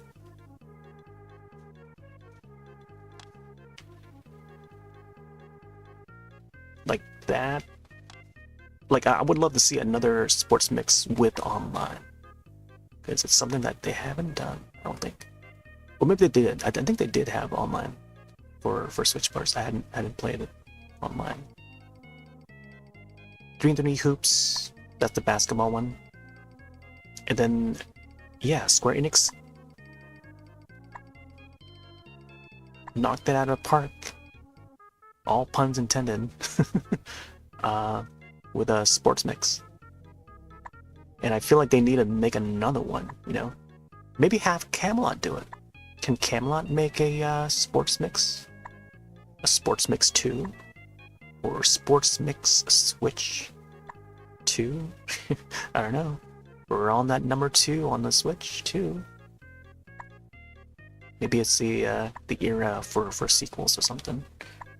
Sequels with the number 2 on it. But yeah, I don't know. I'd much rather have like a sports mix than a singular sport. Because if all you have is just a tennis, then all you have is just a tennis. You can't quick swap to like volleyball or anything. Oh, I would love to see more Mario Volleyball. Think of all the princesses you can get. You could play as, if folks want that. I don't know.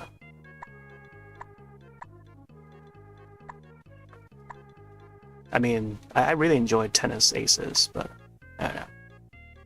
And the new tennis looks fun. Tennis Fever looks fun. But I don't know. I think once I would get through the adventure or story mode of that, and then that's it. That's the end of that game. There's no more longevity of that singular sports game until like a decade later or something. I'll probably revisit it. But I'd much rather have like a sports mix. End of story. End of story with that.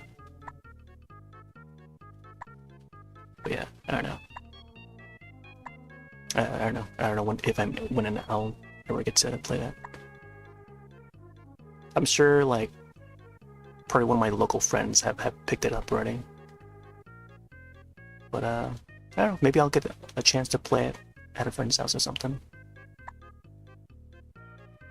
But yeah, I don't know. I don't think I'll be able to own it though for me. Yeah, bowling? Man, think of all the sports they can add.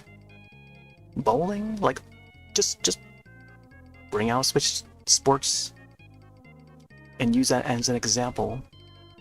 They can probably use the same mechanics or maybe alter it here and there just for the Mario, you know, because the Mario sports games would have the power-ups and stuff, and whereas the Switch Sports won't have the power-ups. The Switch Sports is still casual fun, you know, but it's like it's not in the Mario universe. You know, you don't have that power-ups. You know, all the different Mario characters and stuff. We'd love for it to have, you know, Wii Sports did not have Mario characters unless you're making Mii characters designed to look like Mario characters or any character. That's the fun thing about Wii Sports is it had the Mii support. So more things are possible with the Mii characters. You know, you can just imagine, you know, being able to play as like, I don't know, Moogle Mog from Final Fantasy, or versus like Beavis and Butthead. Yeah, those some of the Mii creations that I've done back during the Wii era. We just don't have that anymore. We have what's called the Sportsman in Switch Sports. Oh, there's a bag behind me there. Speaking of Switch Sports, I haven't hopped on that for a while. I think it still runs in 60 frames. I just hadn't booted up on the Switch 2 to see how it runs.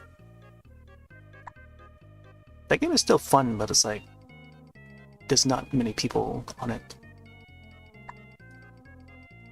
Yep, back in the Wii era.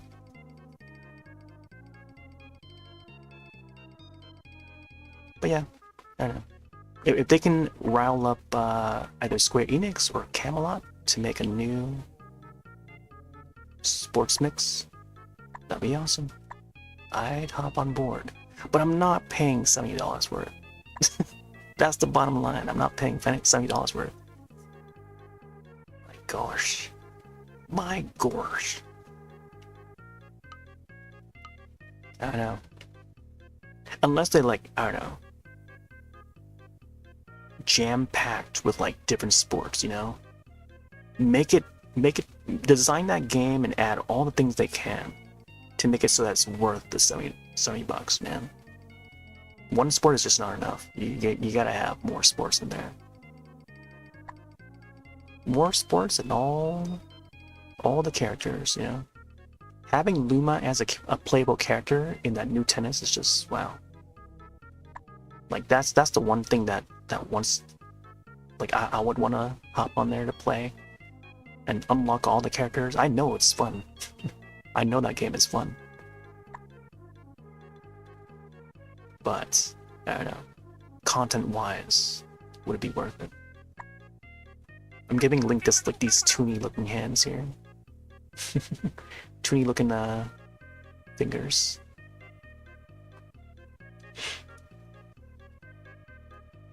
He's got 3 fingers.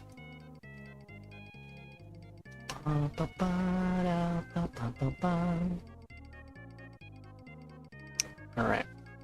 You know what? I'm gonna have to save.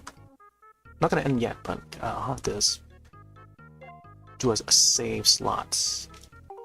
Because I haven't done it yet. So I think I might save it over to slot 2. We'll probably go in order. So save slot 1 for the Mario Brothers. Number 2 would be a Zelda. Guess we have Diddy Kong to represent like the Donkey Kong family. Then I don't know. I think I might have to go back to finishing this drawing here, Mina from Deadlock. Still haven't finished it yet. And I feel like I should have done this in Scribblet than Mario Paint, but for some reason I chose Mario Paint that night. But yeah, let's make sure that we're saving on the right thing, because otherwise, great. All right, here goes save over 8-bit bots. That is the mascot for 8-bit do. Which actually won a contest for. I still have yet to open up the prize pack that they sent me. Alright, we got Link. Yeah, Link.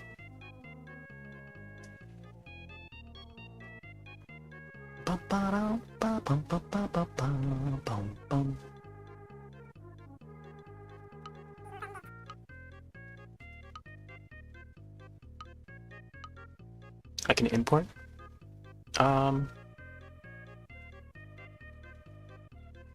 It's just the way to save the save point.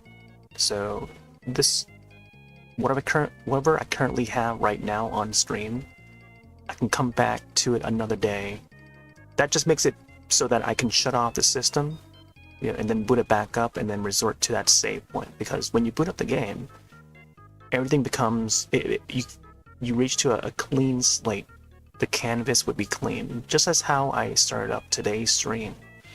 And then the canvas is all white, you know, for the first few minutes until I start making marks on the screen. So you start off from that slate each time you boot up the game. So that's why there's save slots for the Switch Online version. This is the modern, you know, version of the game that we have access to here. And you only have 4 slots to make use of. And yeah, it's on slot 2. Slot number 2.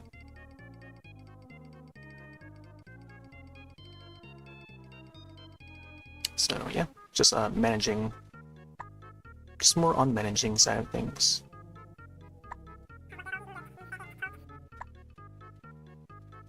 But yeah, it's not a lot. How do I get from a Scribblet to this? What do you mean? I don't know. I just hop on. Because they released this. They re-released Mario Paint last year for the Switch 2. I don't know if it's on Switch 1 though. but I don't know if it's accessible on Switch One. So unless they, I don't know, I feel like it could be possible on Switch One, because it is just a Super Nintendo game, and you can still access the Switch Online Super Nintendo game or Super Nintendo app on the Switch. But it did say that mouse is required, and if they make it so that the Switch One could support mouse, like a computer mouse, and I can use a computer mouse right here on the Switch too. You know, in placement of the Joy-Con to that is being used as the mouse right now. Like I can actually attach my computer mouse to the Switch dock, and it would support it. And it will function the same way as how I've been doing the Joy-Con here. Yeah. But I'm not sure how to answer the question, get from Scribblet to this. So Scribblet is a Steam game. Yeah, I don't know. I just hop from PC to console as I do any other session. I don't know.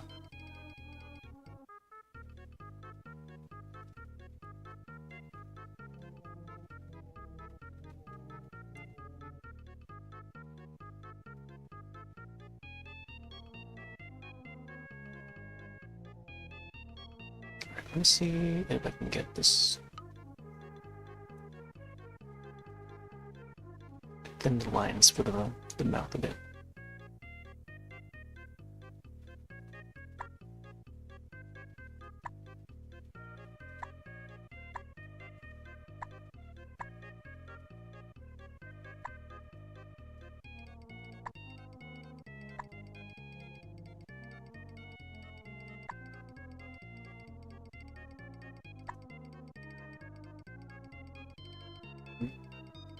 I feel like this pixel here should be like the red one.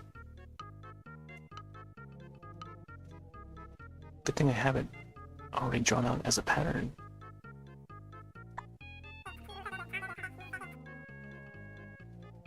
I can give him like a broken, like a missing tooth or something here.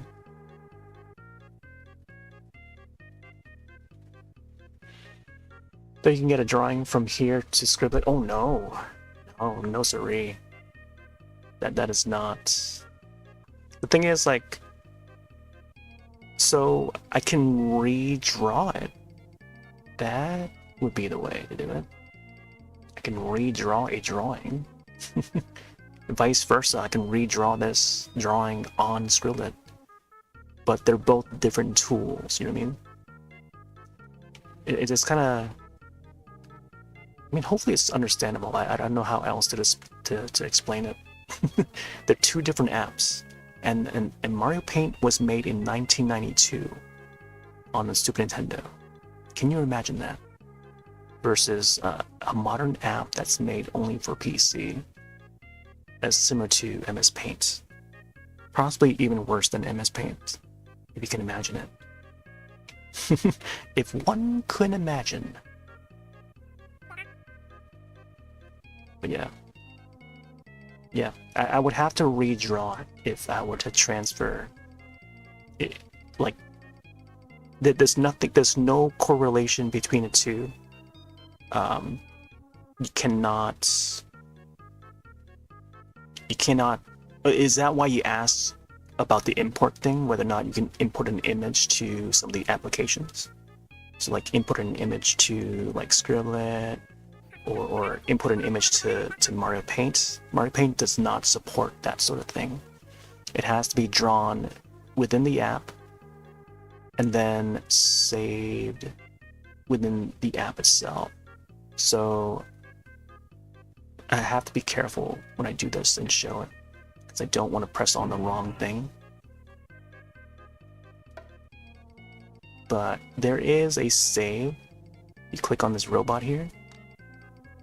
There's a save here.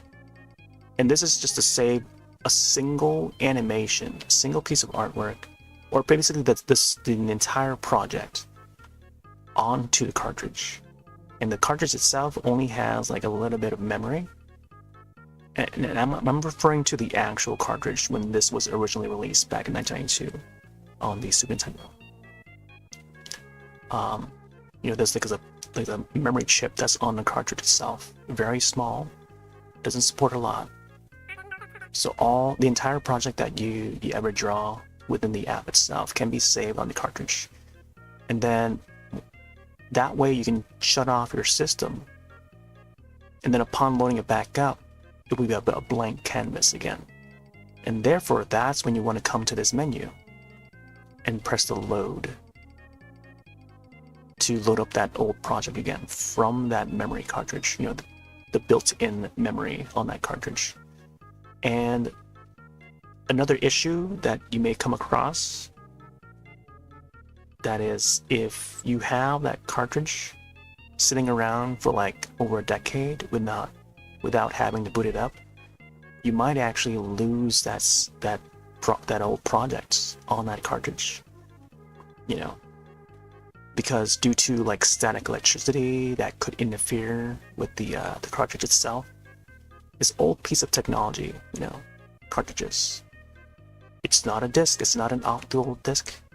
It's a, magnetic cartridge. So if it's not well protected in a box or something, and if there's like a electrical current that must have shocked the cartridge, you can lose your project and saves on that cartridge.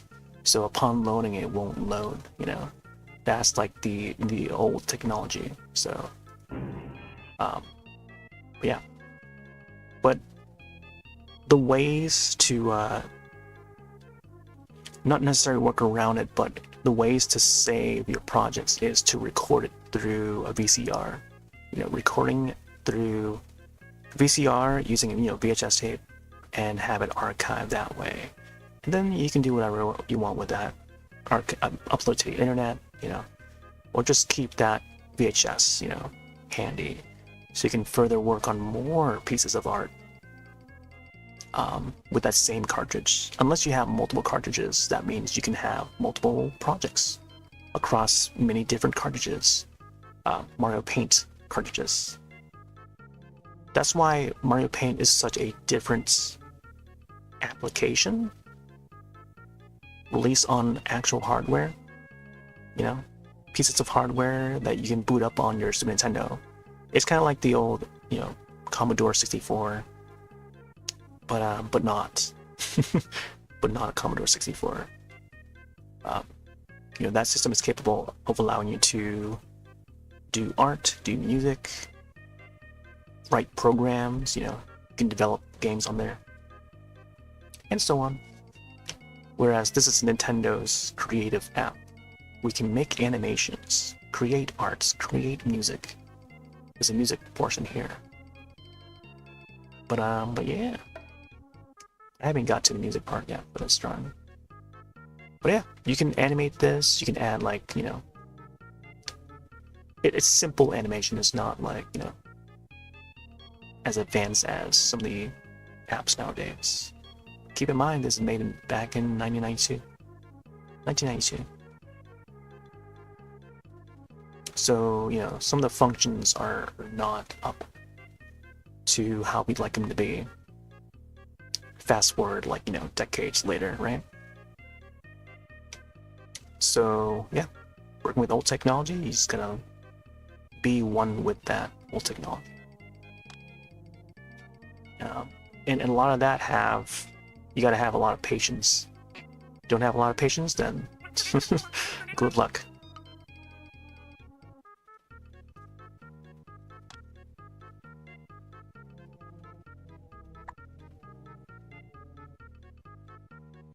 That's why, I don't know. I'll see people stop in and say, wow, good work on the, whatever the drawing is, like people would come in during like the Diddy Kong racing drawing, But yeah, I feel like the ear needs to be a bit bigger. Let's see what we can do. It's let's enlarge the top part.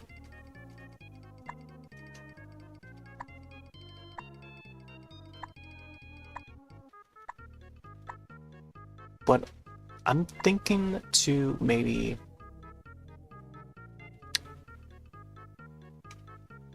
want to I think with the SN operator that was mentioned earlier,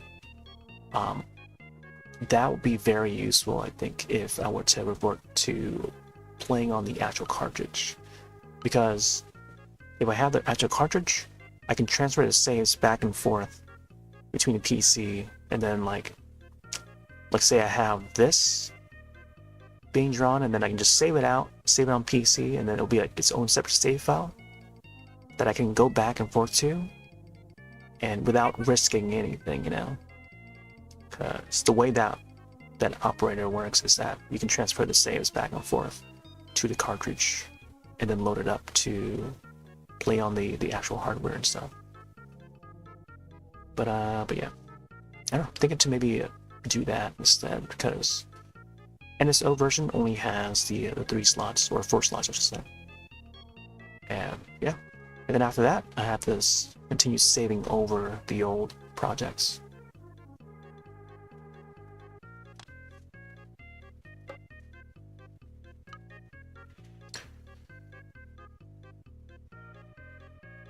Yeah, Dorito, right?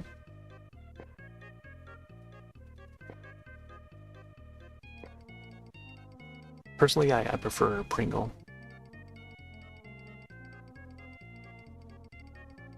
Picked up a new flavor. I showed you this last night too.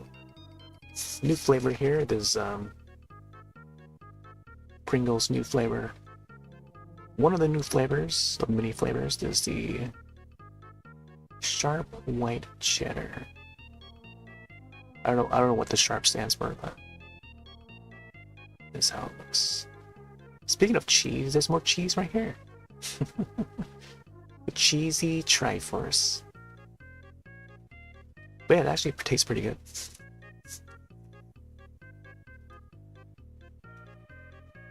I'll probably finish that cannon like the next day.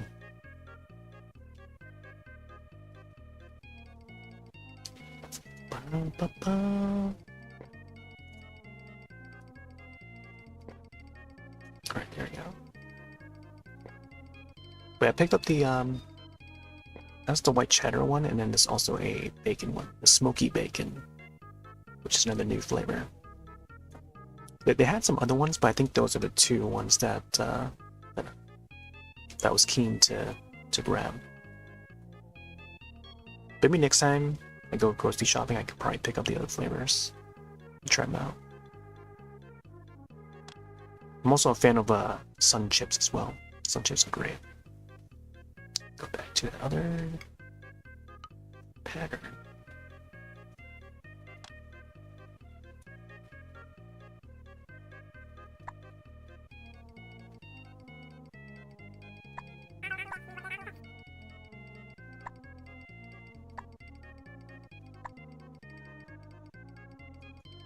A line from Riddell. Pentiums? Oh, Pentiums.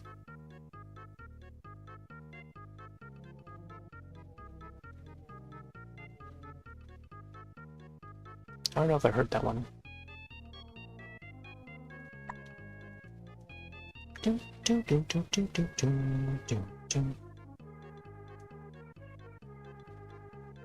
Man, I haven't drawn the other ear yet.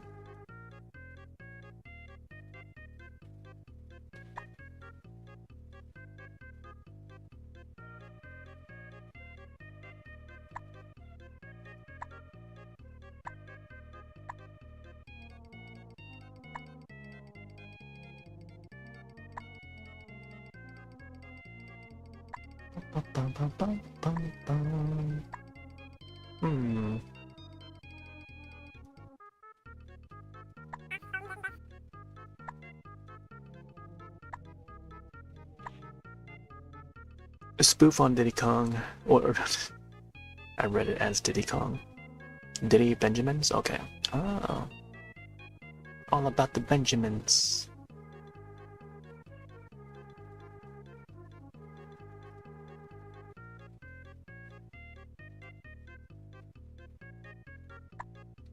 Yeah, Weird Al is great. I haven't heard all his songs, but some of his songs that they would play on the radio back in the day throughout the 90s.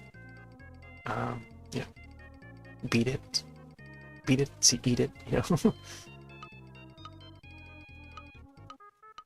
at least the ones that had the music videos they would play on TV and stuff. Let's get this color.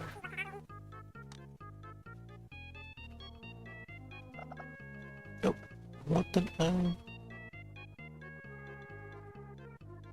What did I paint there? What's... Maybe it's the... Oh, I think it's the white color one. Okay. Let's select this.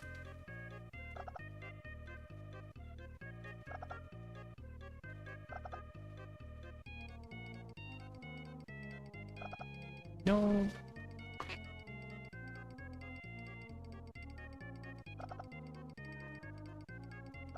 Yeah, trying to fill it in like the 1 pixel. The exact pixel that the paintbrush fills in on is the one at the very far left.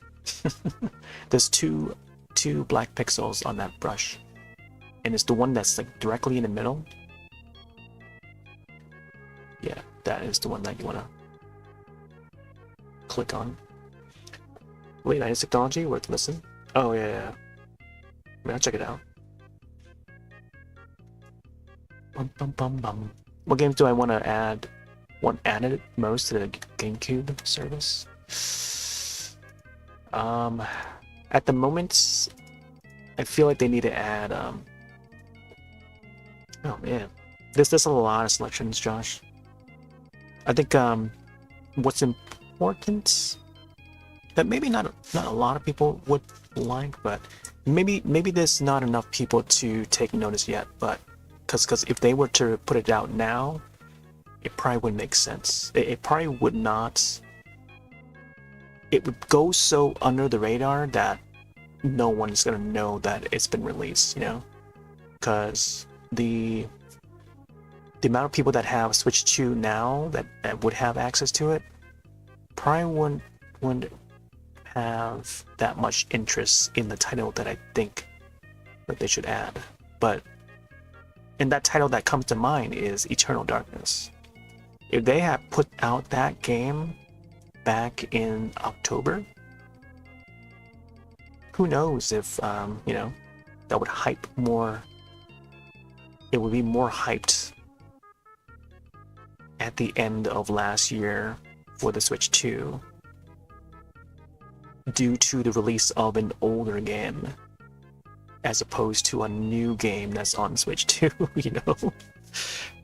I don't know if that's a good thing or a bad thing, man. Maybe it's good, but not like good in a way where it's like it's just promoting the newer games, you know? But I don't know. I feel like nowadays people want there's a crowd out there that wants remakes and re-releases where they would price the game at $70. Would rather play a remake than, you know, pay the subscription price and have it momentarily and then play the old version of the game, because maybe for some reason they don't want to bother picking up the original release of it, because maybe the price for that original version of the game is a little too high. So imagine picking up, like, say, Earthbound Super Nintendo, which costs like hundreds of dollars or something like that. Or even for the cartridge alone is like, you know, upwards to 100 or maybe even more. But imagine like people out there wanting there to be a re-release of the game on physical, you know. Would it be? I don't know. Like you look at Pokemon that's being released now, re-released now. Pokemon Fire Red, Leaf Green, you know, $20 each. Digital, standalone, virtual console style, you know? And, you know, it's not even tied to Switch Online, is it? I don't know. Or is it? I didn't even bother looking into that. But instead of, like, you know, there's always people that complain about, you know, put this on virtual console, put this on a, you know, online service, Switch Online or whatever, and then when they do, and then they price it at a standalone price, like $20 is not bad for those games each. And then they ask for like a physical version instead. Like, they complain that it's not on physical, only digital. Oh, but I want it on a re-release on a physical. That would probably likely cost more than $20. So they're gonna complain anyway. They're gonna complain no matter what they do. So just let them do what they want to do, and people will either eat it up or just, you know, just not. But instead, they're just gonna complain on the internet for you know, for things that people already asked for and they've answered. But there's always the other group of people that still complain no matter what. But it's just weird that it operates that way. I know. But the ways that Nintendo does nowadays is like, they operate on their own times, on their own terms, you know. But depending on the franchise too, like they'll do whatever they want with Pokemon. It's always going to make money for them. But when we're talking about Earthbound is a whole different story. There's not going to be many re-releases of those games, you know. Because I feel like there's just not enough people on Nintendo side that's like in favor of re-releasing those games. Like even Miyamoto or even was it Iwata that like rejected that game, the first game, when Itoi tried to, you know, submit that idea to him, you know. Like they weren't in favor of putting that game out back in the day. As I've read. Cubivore? Yeah, Cubivore. Yeah, they can do Cubivore. I can definitely see that. I've never played Cubivore though. You know, like, yeah, Cubivore would be a nice option because, like, with all the live sims coming out, and more people are accepting or acceptive of live sims. With Tamagotchi Life on its way, you know, a new Tamagotchi Life, big live sim game. Cubivore, the next one, who knows? Have like more sims out there, I guess. The year of the Sims, 2026. I don't know. They could do it. I could definitely see them putting out Cubivore sometime.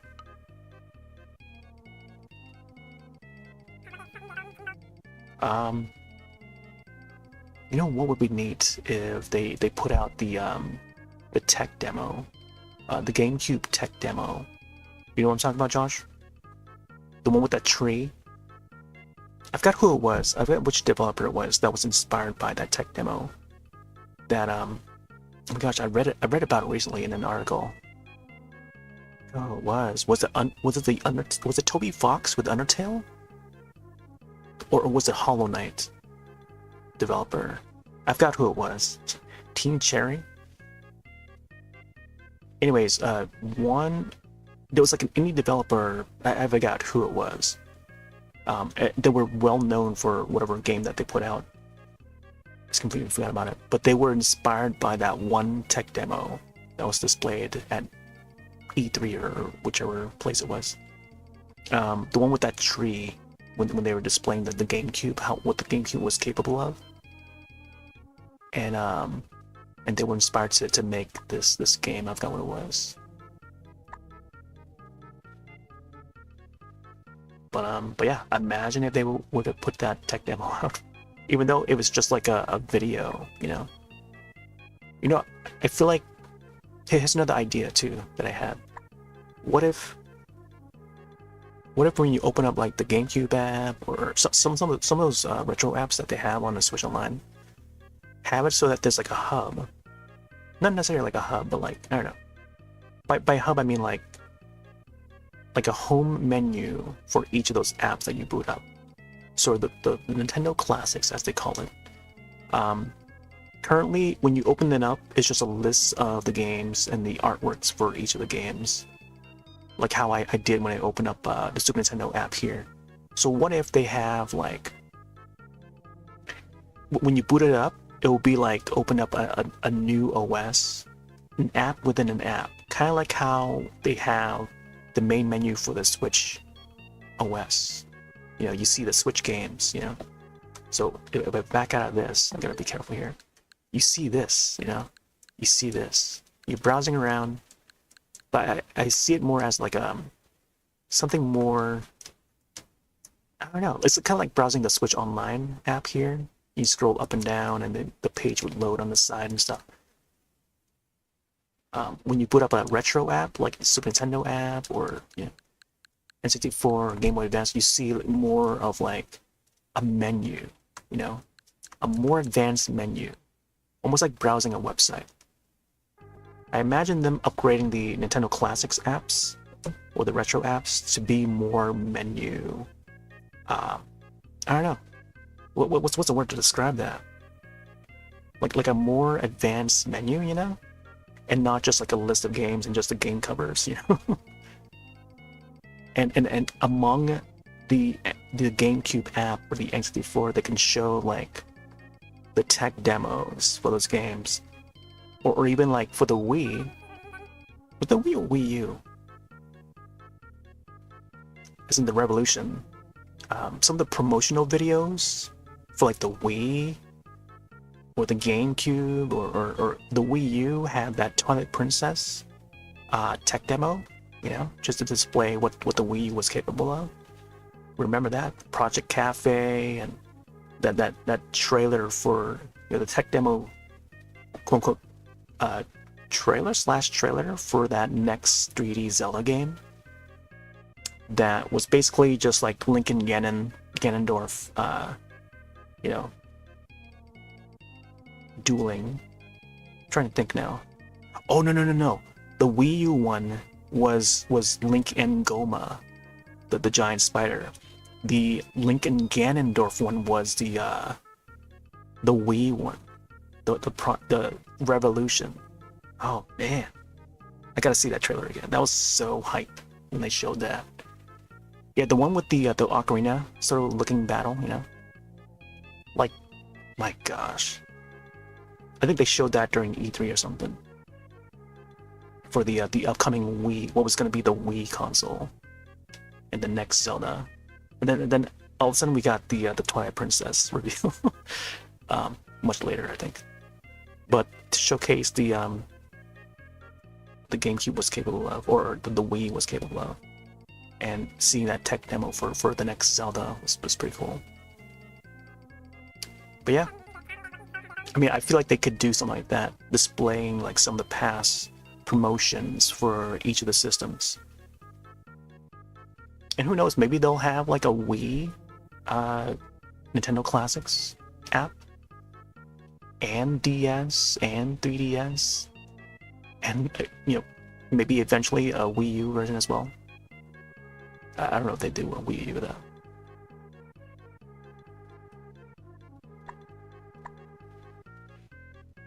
Oh my gosh. No, he's looking a little more like a Splatoon character. just if I were to crop this part, he would look like more like a Splatoon character. I had to change the hair color pronto.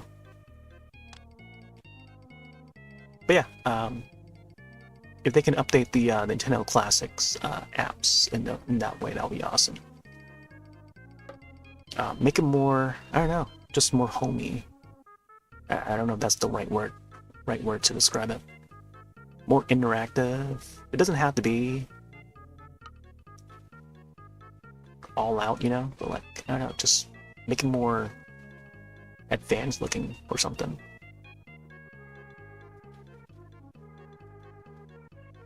And have sounds. Like I feel like it's missing sounds whenever you boot it up, you know.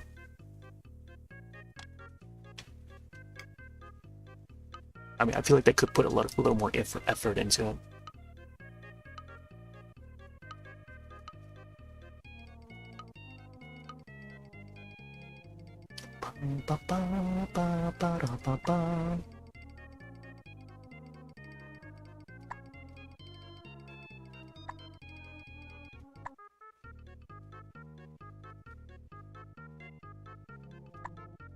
Yeah, in terms of more titles on GameCube, or any of the other Nintendo classics, I don't know. Go with the seasons, I guess. I still haven't put up the GameCube app to check out like Mario World and stuff yet. I'm trying to look for my my GameCube adapter. I still haven't found it yet. I know it's around here somewhere, but I don't know where I misplaced it.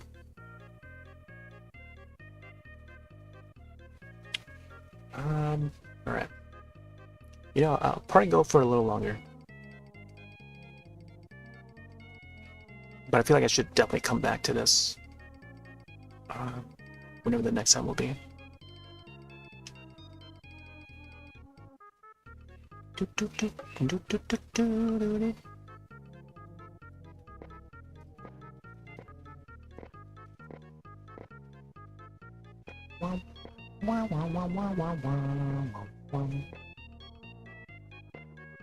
Man, maybe I should have started this a little sooner.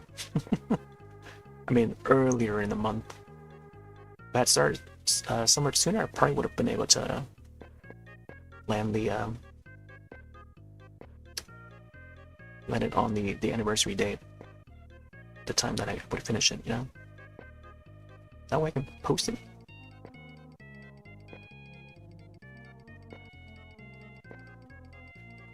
It would have been MS Paint or Scribblet, I don't know. But then I realized I already did like a link art in Scribblet one time. In time for Tears of the Kingdom. But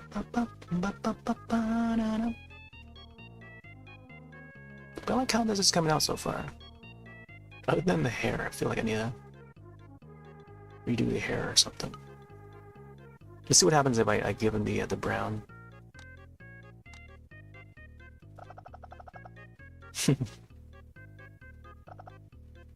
Now he looks less of a Splatoon character.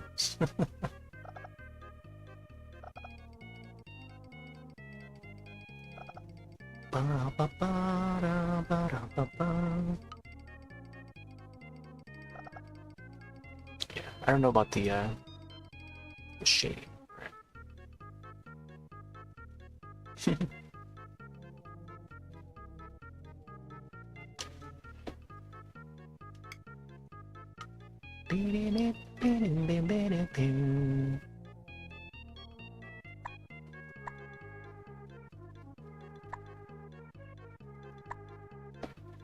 I feel like the eyes are still uneven.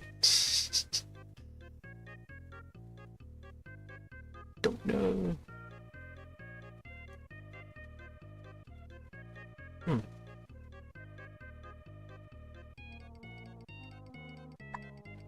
Okay, probably resize it here.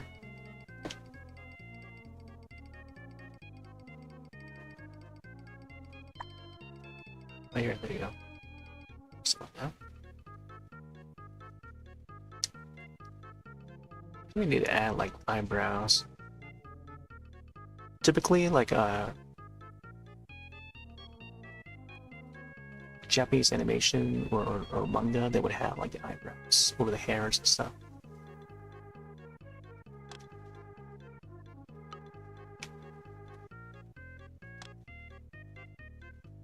Like it would be like that, you know?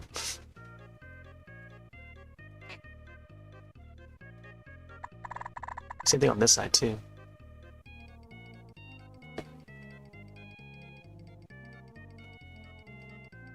I don't know if I want to add it or not. And probably just not. It would still be fine.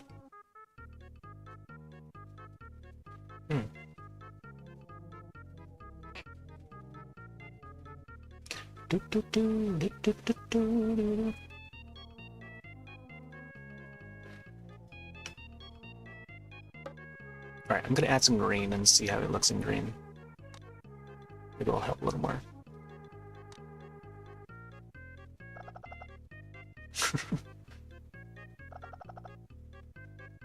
Let's get some more brown on the sleeves, I guess.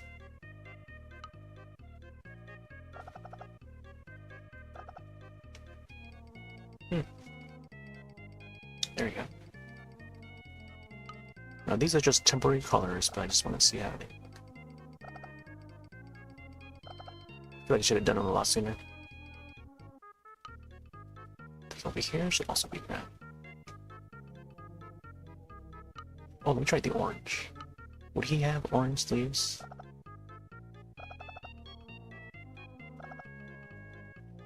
Do do do do do do do do do.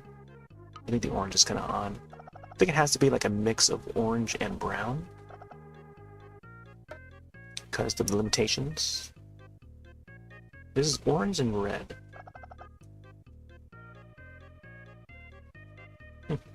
Christmassy. Put this one here.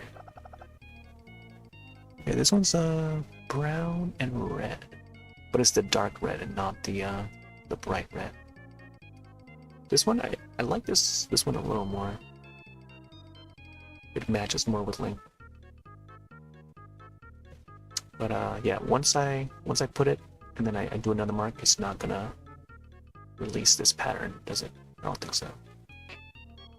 That's why I have to undo it. Try this one. Nope, definitely not that one. But yeah, I think I might have to do like an orange and brown custom pattern, or else I don't think it's gonna. Oh yeah, like something like this here. There's like a much bigger pixel. But I like to see how it looks when it's like smaller. Like, you know, single pixel and not like by 4. Yeah. I think the orange and brown, possibly. But anyways, I think we might start closing up shop. Yeah.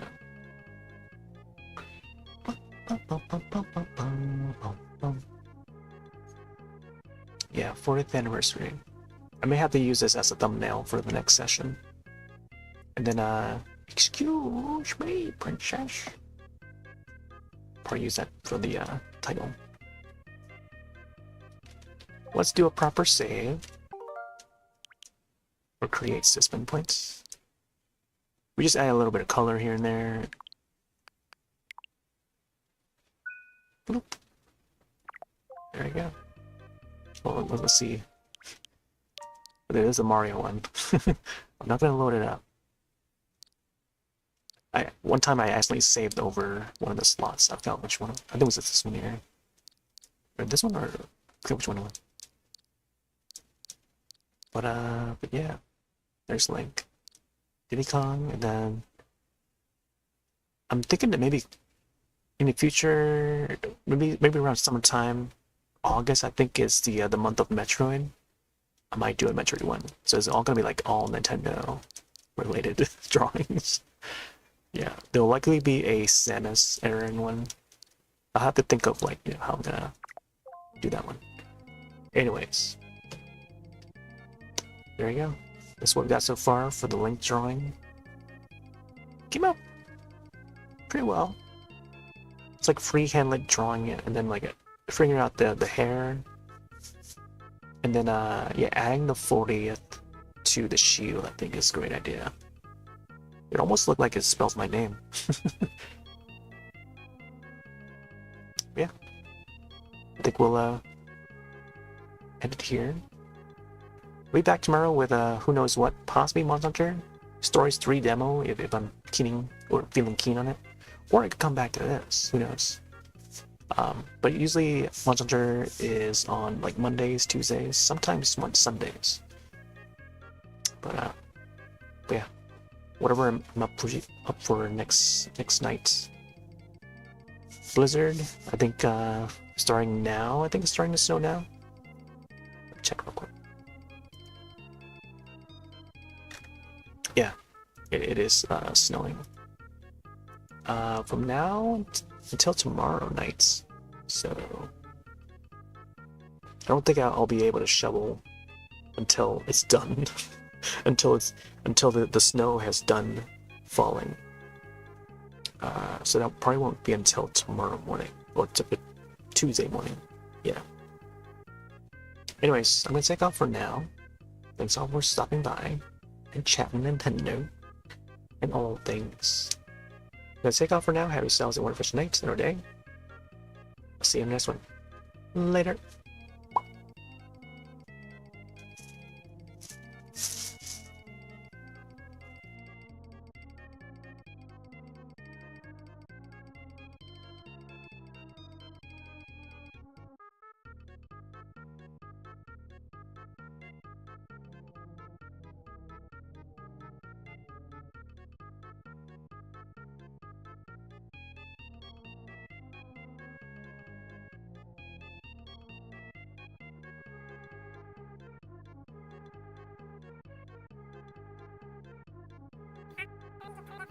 See you next time!